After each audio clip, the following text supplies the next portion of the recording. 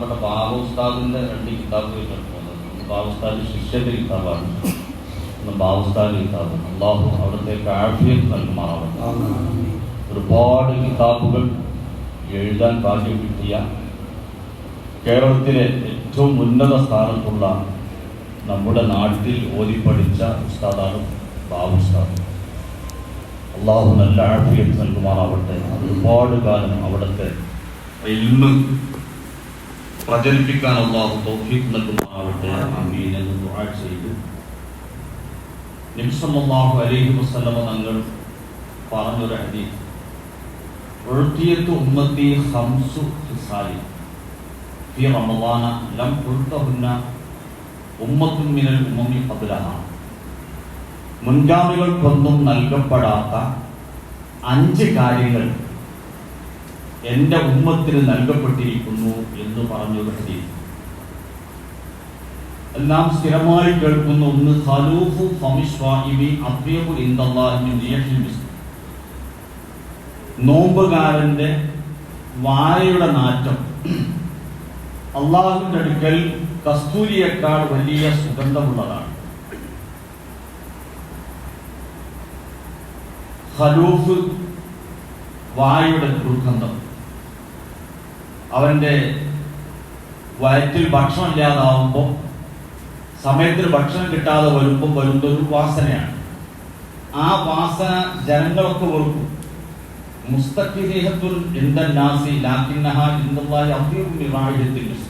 ജനങ്ങൾക്കൊക്കെ വളരെ വെറുപ്പടിക്കുക വാസന. ഇപ്പൊ നിസ്കരിക്കുമ്പോൾ തന്നെ നമ്മൾ സ്വപ്പായി നിൽക്കുമ്പോൾ ചിലപ്പോൾ ഒന്ന് ആവിട്ടാൽ അപ്പുറത്തുള്ളവരുടെ ഇത് നമുക്ക് അനുഭവിക്കും. അതൊരു മനുഷ്യരെ സംബന്ധിച്ച് വെറുപ്പുള്ളതാണെങ്കിൽ അള്ളാഹുവിന്റെ അടുക്കൽ വലിയ പ്രതിഫലമുള്ള, വലിയ സുഗന്ധമുള്ള വാസനയായിട്ടാണ് അത് അംഗീകരിക്കപ്പെടുന്നത്. ആ വാസന വന്നത് അള്ളാഹ്ക്ക് ഇബാദത്ത് ചെയ്ത് എന്ന ഒറ്റക്കാരൻ കൊണ്ട് വന്നതാണ് എന്നാണ് അതിന്റെ വിശദീകരണം പറയുന്നത്.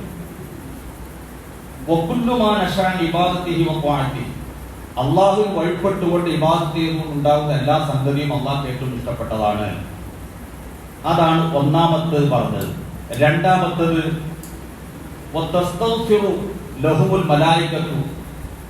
മലക്കുകൾ അവർക്ക് പൊറുക്കൽ തേടിക്കൊണ്ടേയിരിക്കും.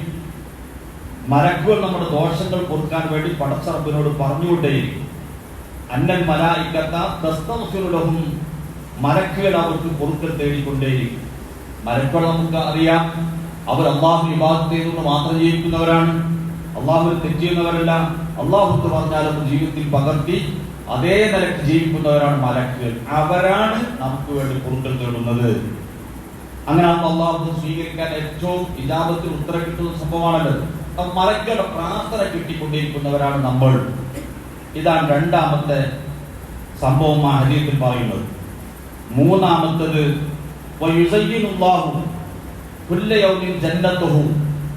എല്ലാ ദിവസവും സ്വർഗ്ഗത്തെ അലങ്കരിച്ചുകൊണ്ടിരിക്കും. റമദാൻ മുതൽ അടുത്ത റമദാൻ വരെ അലങ്കരിക്കണേ.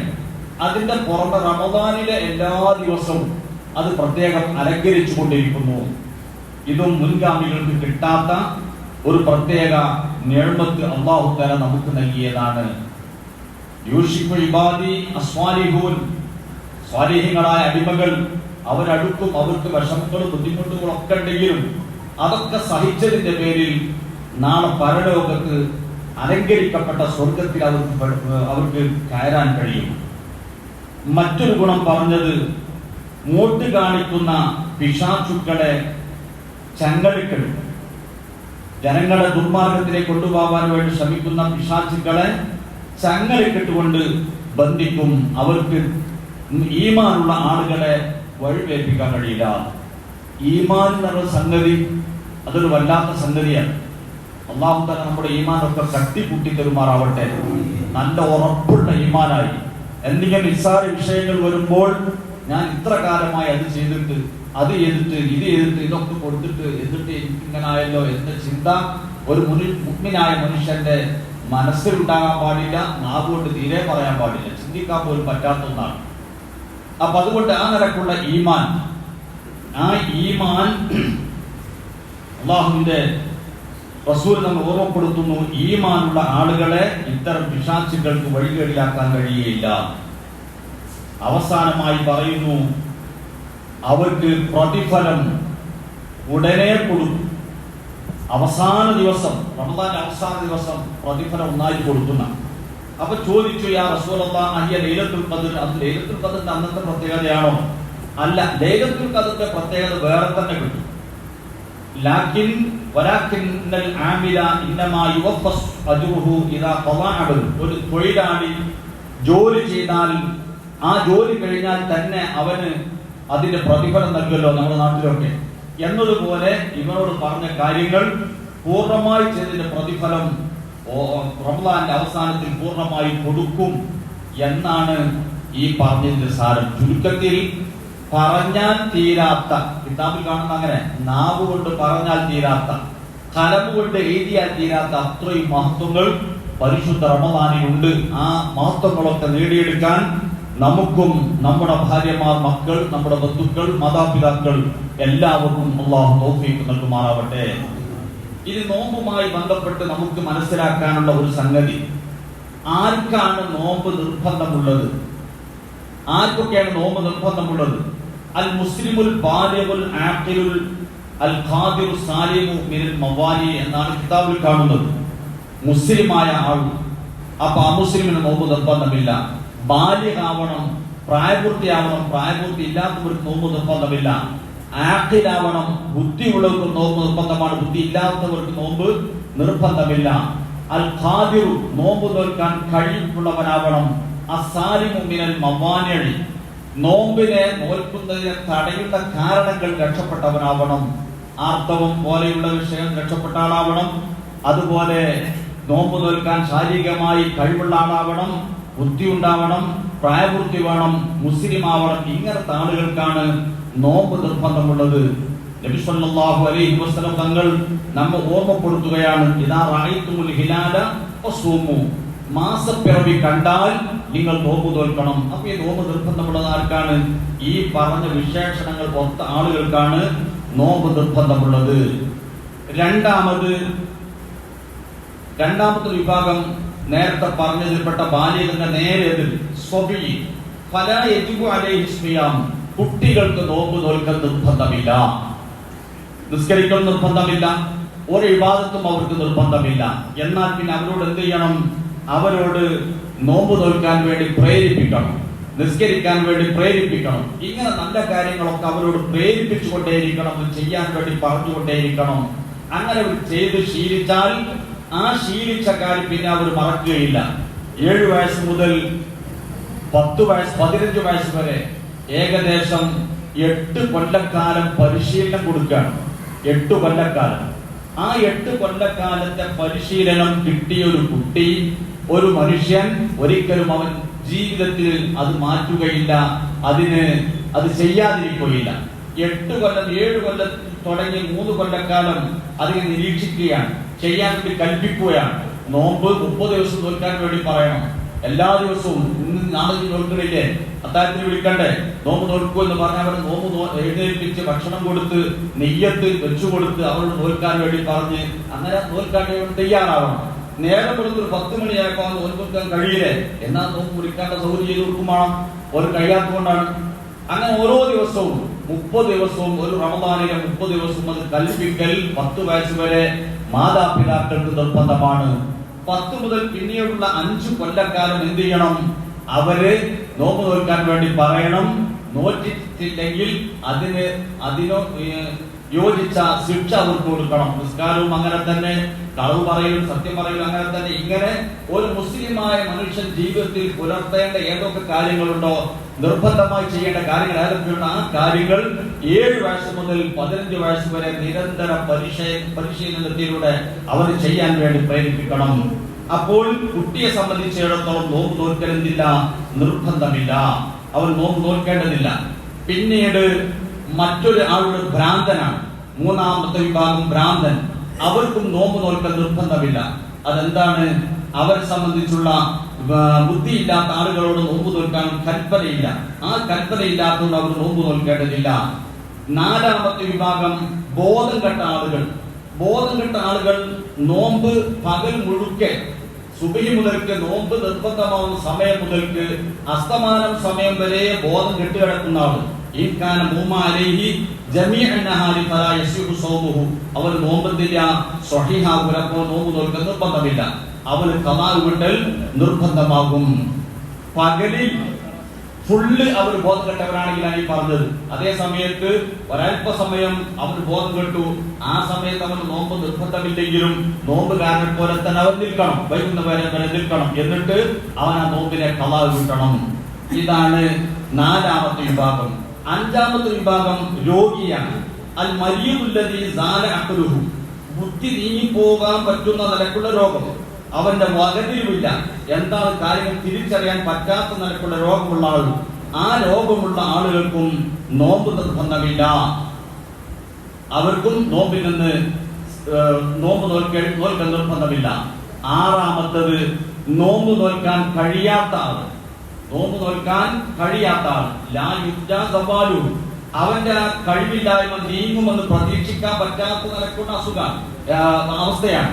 ഏതുപോലെ വാർദ്ധക്യം പോലെ. വാർദ്ധക്യം കുറച്ച് കഴിഞ്ഞാൽ അത് മാറുന്ന പ്രതീക്ഷയില്ല, പിന്നെ വാർദ്ധക്യം കൂടുതലുണ്ട്. അപ്പൊ വാർദ്ധക്യം കൊണ്ട് നോമ്പ് നോൽക്കാൻ കഴിയാത്ത ആൾ നോമ്പ് നോൽക്കേണ്ടതില്ല. അതുപോലെ തന്നെ വൽ മരീദു മർദൻ ലാ യുർജാ ബുർഉഹു, സുഖപ്പെടുമെന്ന് പ്രതീക്ഷയില്ലാത്ത രോഗി, ആ നിലക്ക് രോഗമായി കിടക്കാൻ, അവന് മാസങ്ങളായ കിടപ്പിലാണ്, ആ നിലക്കാണ് റമദാൻ വന്നത്. എന്നാൽ അവർ എന്ത് ചെയ്യേണ്ടതില്ല, നോമ്പ് നോൽക്കേണ്ടതില്ല. അവർ നോമ്പ് നോൽക്കാൻ നിർബന്ധമില്ല, കാരണം അവർക്ക് നോമ്പ് നോൽക്കാൻ കഴിയൂല. പിന്നെ അവർ എന്ത് ചെയ്യണം, അവരെന്ത് ചെയ്യണം, മുദ്ദു കൊടുക്കണം. അത് ഇൻഷാല്ലാ നമുക്ക് പിന്നീട് പറയാം. പിന്നീട് മറ്റൊരാള് മുസാഫിർ, യാത്രക്കാരൻ. യാത്രക്കാരനും നോമ്പ് നോൽക്കൽ നിർബന്ധമില്ല. യാത്രക്കാരനാവണമെങ്കിൽ അതിന്റെ ഷർട്ട് വെക്കണം, ആ നിലക്കൂടെ യാത്രയാവണം, അത്ര കിലോമീറ്ററുള്ള യാത്രയാവണം. അങ്ങനത്തെ യാത്രക്കാരനാണെങ്കിൽ അവന് നോമ്പ് നോൽക്കൽ നിർബന്ധമില്ല. യാത്രയിൽ ആ നോമ്പിനെ ഉപേക്ഷിക്കാൻ അവന് അനുവദനീയമാകും. അവനും ഖളാ വിട്ടൽ എന്ത് ചെയ്യും, നിർബന്ധമാകും. 8ാമത്തെ വിഭാഗം അൽ മരീദുല്ലദീ യുർജാ ബുർഉ മർദിഹി, രോഗം സുഖപ്പെടുമെന്ന് പ്രതീക്ഷയുള്ള രോഗി. അവർ 3 അവസ്ഥകളിലാണ്. 3 അവസ്ഥകൾ. രോഗം സുഖപ്പെടും, നേരത്തെ പറഞ്ഞ മാതിരി മാസങ്ങളായി സ്വപ്ന ഇങ്ങനെ കിടക്കുന്ന ആ രോഗിയല്ല, ഇവന് സുഖപ്പെടുമെന്ന് പ്രതീക്ഷയുള്ള രോഗിയാണ്. അങ്ങനത്തെ ആളുകൾക്ക് 3 അവസ്ഥയുണ്ട്. അതിൽ 1ാമത്തത് അല്ലാ യശുക്ക അലൈഹി സൗമു വലാ യദുറുഹു, നോമ്പ് അവന്റെ മേലിൽ ബുദ്ധിമുട്ടാക്കാതിരിക്കുക. നോമ്പ് നോറ്റാൽ അവൻ ശാരീരികമായ പ്രയാസങ്ങൾ അനുഭവിക്കും, എന്നാൽ അവന് നോമ്പ് നോൽക്കേണ്ടതില്ല.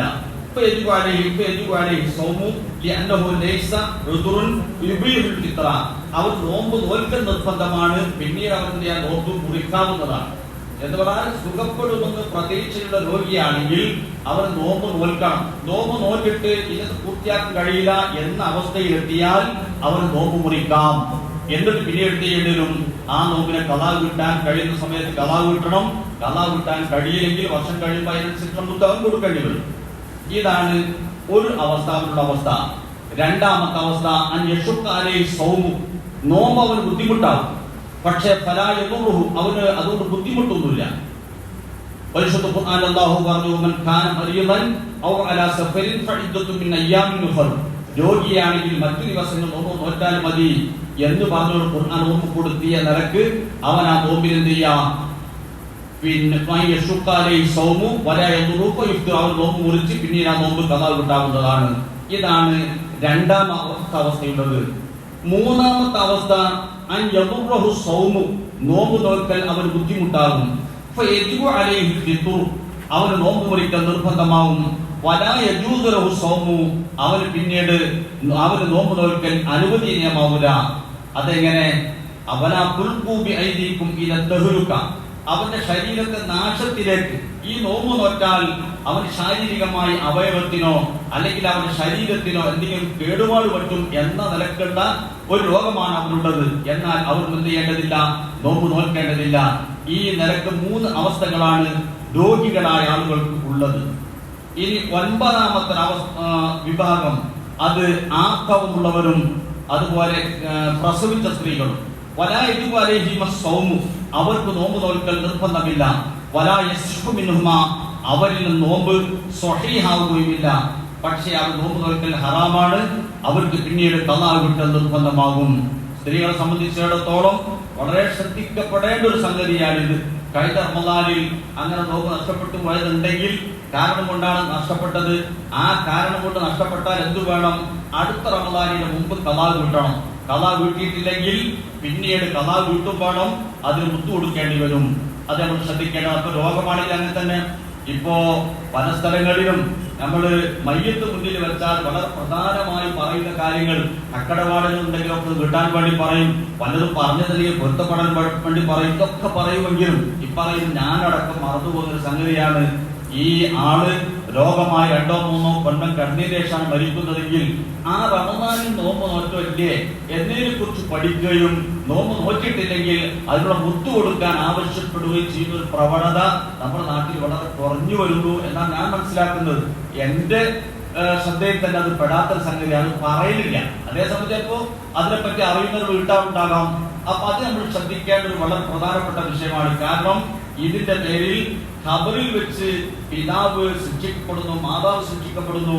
ഈ കിട്ടിയ മുതല് ഓഹരി വെച്ച് മക്കൾ ഇവിടെ അതുകൊണ്ട് ദൂർത്തടിക്കുകയും അവര് ആവശ്യം പോലെ അല്ലെ അനാവശ്യമായും ആവശ്യത്തിനും അവർ ചെലവഴിച്ചുകൊണ്ടിരിക്കുന്നു. ഇതൊന്ന് ശ്രദ്ധിച്ച് അവർക്ക് കൊടുക്കേണ്ട മുത്ത് കൊടുത്ത ശേഷമാണ് സ്വത്ത് ഓഹരി വെക്കേണ്ടത് എന്ന കാര്യം പ്രത്യേകം നമ്മൾ ശ്രദ്ധിക്കണം. അല്ലാഹു തആല ആ നിലക്കൊക്കെ കൈകാര്യം ചെയ്യാൻ നമുക്ക് അല്ലാഹു തൗഫീഖ് നൽകുമാറാവട്ടെ. അപ്പോൾ ഞാൻ പറഞ്ഞു വന്ന ആർത്തവമുള്ള സ്ത്രീ, അതുപോലെ പ്രസവ സംബന്ധമായി പ്രസവിച്ച സ്ത്രീ, അങ്ങനെയുള്ള ആളുകൾക്കും നോമ്പ് നിർബന്ധമില്ല. ഇതാണ് 9ാമത്തെ വിഭാഗം. ഇനി 10ാമത്തെ വിഭാഗം ആരാണ്? അൽ മർഅത്തു ഇൻ കാനത്ത് മുർദിയൻ ഔ ഹാമിലൻ. പലപ്പോഴും സംശയം ചോദിക്കുന്ന ഒരു മസലയാണത്. ഒരു പെണ്ണ് അവൾ മുല കൊടുക്കുന്ന പെണ്ണാണ്, അല്ലെങ്കിൽ അവൾ ഗർഭിണിയാണ്. അവളുടെ ശരീരത്തിൽ വല്ലതും സംഭവിക്കും എന്ന് പേടിച്ചോൾ. നോമ്പ് മാറ്റാൽ കുട്ടിക്ക് വല്ലതും സംഭവിക്കും എന്നോ അല്ലെങ്കിൽ എന്റെ ശരീരത്തിന് വല്ലതും സംഭവിക്കുമെന്നോ പേടിച്ചുകൊണ്ടാണ് അവൾ നോമ്പ് മുറിക്കുന്നത്. അവൾക്ക് നോമ്പ് മുറിക്കാൻ ജായിസാണ്. എന്റെ കുട്ടിക്ക് വാറ്റിലുള്ള കുട്ടിക്കോ അല്ലെങ്കിൽ മുല കുടിക്കുന്ന എന്റെ കുട്ടിക്ക് മുലപ്പാലില്ലാതെ ആയിട്ട് കുട്ടിക്ക് വല്ലതും സംഭവിക്കോ എന്ന് പേടിച്ചുകൊണ്ടോ, അല്ലെങ്കിൽ ഞാൻ നോമ്പ് നോറ്റാൽ എന്റെ ശരീരത്തിന് വല്ലതും പറ്റുമോ, ഇങ്ങനെ 2 തരത്തിൽ നോമ്പ് മുറിക്കാവുന്നതാണ്. അങ്ങനെ നോമ്പ് മുറിച്ചാൽ അവർ ശ്രദ്ധിക്കാനുള്ളത്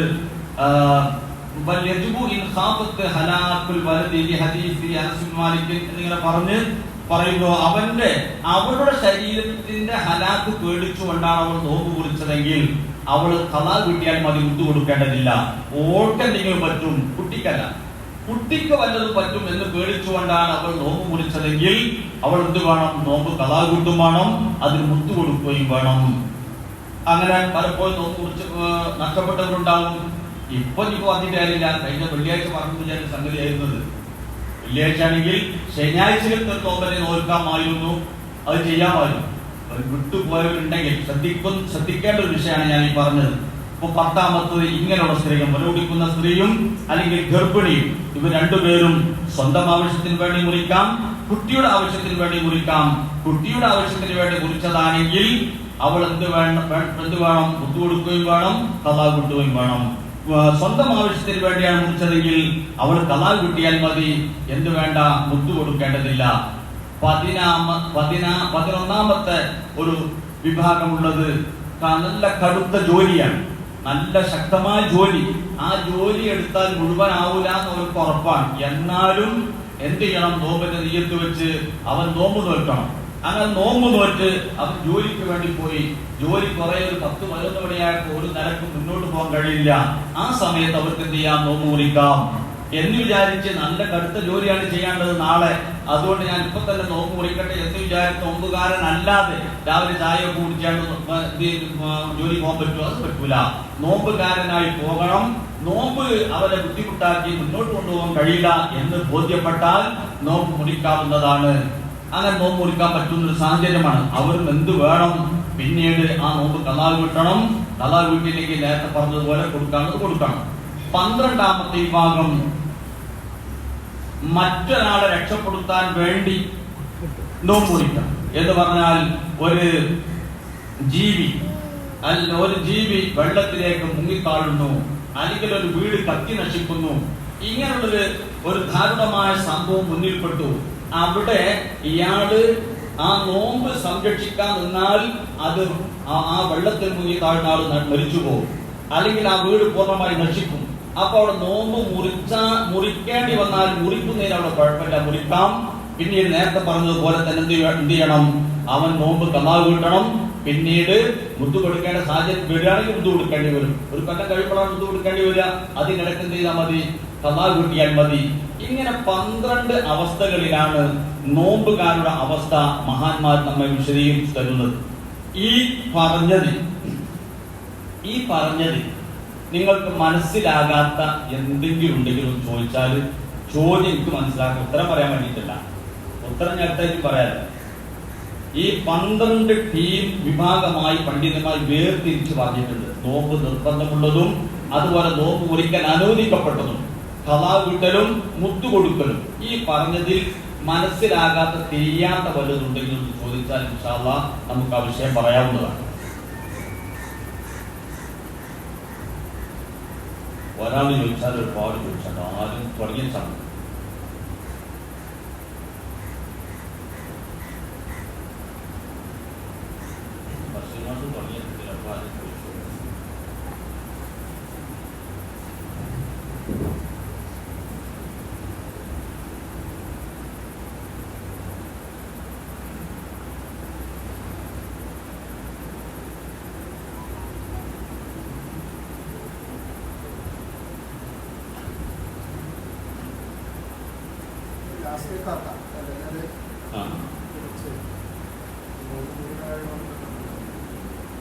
അപ്പോ പകല് ഫുള്ള് ഇബാദത്തിലാണ്, രാത്രിയും ഫുള്ള് ഇബാദത്താകാൻ വേണ്ടി നമ്മൾ എന്ത് ചെയ്യണം, ശ്രമിക്കണം.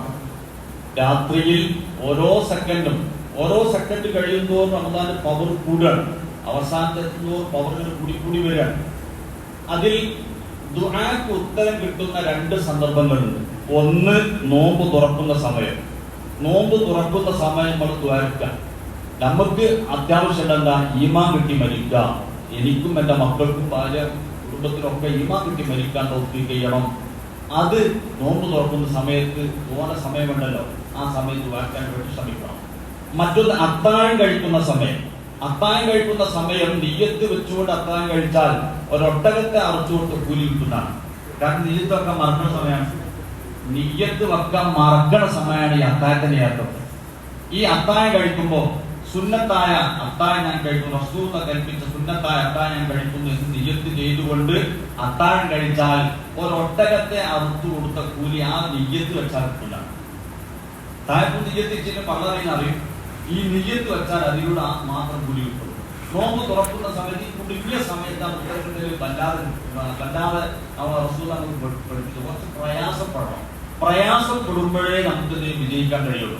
അപ്പൊ നോമ്പ് തുറക്കുന്ന സമയത്തും ഈ 2 സമയങ്ങളിൽ ഒന്ന് ദ്വാരക്കാൻ വേണ്ടി നമ്മൾ ശ്രമിക്കാം. ഒരു പാർട്ടിയൊന്നും ദ്വാരക്കണ്ട. നമ്മൾ എന്ത് ചെയ്യുന്ന മതി, നമ്മളെ മനസ്സിലുള്ള ആ സംഗതി മനസ്സിൽ ഇങ്ങനെ പറഞ്ഞാൽ മതി. കുറച്ചോനെ എനിക്ക് ഈമാൻ കുട്ടി മരിക്കണ്ട, മക്കൾക്ക് ഈമാൻ കുട്ടി മരിക്കണം, ഞങ്ങളൊക്കെ സ്വർഗത്തിലാക്കണം എന്ന് പറയാൻ പോകുന്ന സമയം വേണ്ടല്ലോ. ആ നിലക്ക് നമ്മൾ എന്ത് ചെയ്യാ, പിന്നെ ദ്വാ ഉത്തരം കിട്ടുന്ന 2 സമയങ്ങൾ പ്രത്യേകം ശ്രദ്ധിക്കുക. പകല് മുഴുവനും വിവാദത്തിലാണ്. ഈ വിവാദത്ത് പൊളിഞ്ഞു പോകുന്ന കാര്യങ്ങളൊന്നും നമ്മൾ ഉണ്ടാവാൻ പാടില്ല. ഈ വിവാദത്ത് പൊളിഞ്ഞു പോകുന്ന രാവിലെ മുതൽ വൈകുന്നേരം വരെ പട്ടിണി കിടന്ന് വെള്ളം കുടിക്കാൻ നല്ല താല്പര്യമുണ്ട്. പക്ഷെ വെള്ളം കുടിക്കാതെ മുഴുവനായും നോക്കുകാരനായി നിന്ന് അതിന്റെ ഇടയിൽ അത് മുറിഞ്ഞു പോകുന്ന കാര്യങ്ങളൊക്കെ കഴിവിന്റെ പരമാവധി ശ്രദ്ധിക്കാം. മഗ്‌രിബ് നോമ്പ് തുറന്നതിന് ശേഷം പിന്നീടുള്ള സമയം നമുക്ക് ഭക്ഷണം കഴിക്കാൻ പറ്റുന്ന സമയമാണല്ലോ. ഭക്ഷണം കഴിക്കാം, വെള്ളം കഴിക്കാം, ഒക്കെ കുടിക്കാം. നിയ്യത്ത് നമ്മൾ എപ്പോ വെക്കാം, നിയ്യത്ത് തുറന്ന ഉടനെ തന്നെ നിയ്യത്ത് വെക്കാം. നവൈതു സൗമഗദിൻ എന്നതിന് നിർബന്ധം. നവൈതു സൗമഗദിൻ എന്താ, ഈ ഫർദ് റമദാൻ നമ്മളാ ചെല്ലുന്ന നമ്മ കരുതുന്ന അത് പൂർണ്ണമായി കരുതൽ സുന്നത്താണ്. നവൈതു സൗമഗദിൻ അൻ അദാഇ ഫർദ് റമദാൻ ഹാദിഹി സനത്തി ലില്ലാഹി തആല പൂർണ്ണമായ സുന്നത്തായി നിയ്യത്തായി. ഈ നിയ്യത്ത് നമ്മൾ തൊള്ളോട് പറയുന്നതോട് കൂടെ ഞാൻ നാളെ നോമ്പ് നോൽക്കാണ് എന്ന് മനസ്സിൽ കരുതണം. കരുതാതെ തൊള്ളോട് പറഞ്ഞാൽ എന്താവില്ല, ഫലവത്താവൂല. തൊള്ളോട് നമ്മൾ ഇങ്ങനെ എത്ര പറഞ്ഞിട്ടും നിയ്യത്താവൂല. അത് സുന്നത്തുണ്ട്. ഫർദാവണമെങ്കിൽ മനസ്സിൽ കരുതണം. അങ്ങനെ നിയ്യത്ത് ചെയ്ത് മഗ്‌രിബ് മുതൽ എന്നെ നിയ്യത്ത് വെക്കാം, പകലിൽ ഇനി നിയ്യത്ത് മടക്കി പറഞ്ഞു വെക്കുക, എന്നാൽ അവർ നോമ്പ് മുറിയോ? നോമ്പ് മുറിയില്ല. അങ്ങനെ സംശയമാണ് ചെറുപ്പക്കാർക്കൊക്കെ ഉണ്ടായി.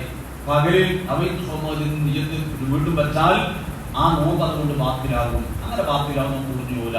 അപ്പൊ നിയ്യത്ത് വെക്കുക. പിന്നെ മറ്റൊന്ന് ശ്രദ്ധിക്കാനുള്ളത്, നോമ്പ് മുറിയുന്ന കാര്യങ്ങളെ തൊട്ട് സൂക്ഷിക്കുക എന്നുള്ളതാണ്. നോമ്പ് മുറിയുന്ന കാര്യങ്ങളെ തൊട്ട് സൂക്ഷിക്കുക. നോമ്പ് മുറിയുന്ന കാര്യങ്ങൾ ഏതൊക്കെയാണത്? 4 കാര്യങ്ങളാണ്.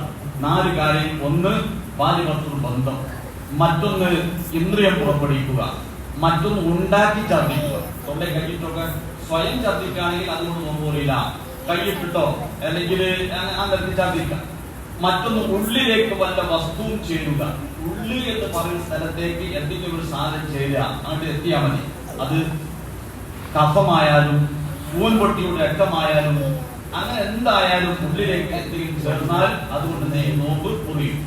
ഈ 4 കാര്യങ്ങളാണ് നോമ്പ് മുറിയുന്ന കാര്യം. ഒന്ന് ബാലുഭക്തം ബന്ധം, മറ്റൊന്ന് ഇന്ദ്രിയം പുറപ്പെടുവിക്കുക, മറ്റൊന്ന് ഉണ്ടാക്കി ഛർദ്ദിക്കുക, മറ്റൊന്ന് അവന്റെ ഉള്ളിലേക്ക് പലതും ചെയ്യുക. ആ ഉള്ളിലേക്ക് ചേരുമ്പോൾ അവിടെ ശ്രദ്ധിക്കേണ്ടത്, ഉമ്മുനീര് പുറത്തേക്ക് വന്നു, പുറത്തേക്ക് വന്നതിന് ശേഷം അത് ഉള്ളിലേക്ക് പോയാൽ അവിടെ നോമ്പ് മുറിയുന്നതാണ്. ഉമ്മുനീര് ഇപ്പൊ പുറത്തേക്കിട്ട് വന്നതിന് ശേഷം അത് നാവുകൊണ്ട് നക്കിയിട്ട് ഉള്ളിലേക്ക് ആക്കിയാണ്ട് ഇറക്കിയാൽ അത് നോമ്പ് മുറിയും. അതേ സമയത്ത് നമ്മൾ വായിൽ ഉമ്മുനീര് നിറഞ്ഞു, അത് പുറത്തേക്ക് വന്നില്ല, വായ നിറച്ചു ഉമ്മുനീരാ. ചിലപ്പോൾ നിസ്കരിക്കുമ്പോ ചിലപ്പോ ഈ ചിലർക്ക് ഉപരോട് ഉത്തരയും. ചില പള്ളിയിൽ ഇവിടെ തന്നെ ജനൽ വെച്ചിട്ടുണ്ട്. കാരണം ഇത് ഇടങ്ങേറ ചില സമയത്ത് ഇമാമാവുമ്പോഴേ മനസ്സിലാവും പൗമീറും എല്ലാം തിരിയില്ല. അപ്പോ ചെറുവായൂർ പള്ളി പോയപ്പോ അവിടെ ഉണ്ടെങ്കിൽ നോമ്പ് ഉദ്ദേശം വണ്ടി വെച്ചാണ്. നല്ലൊരു അഭിപ്രായം. അടല് തുപ്പാൻ സൗകര്യം. അപ്പോ തൊള്ളയിൽ ഫുള്ള് ഉമ്മുനീര് നടന്നു. ഒരു ഗ്ലാസ് വെള്ളമുണ്ട്, അതണ്ട് ഇറക്കി അവിടെ നോക്കൂല.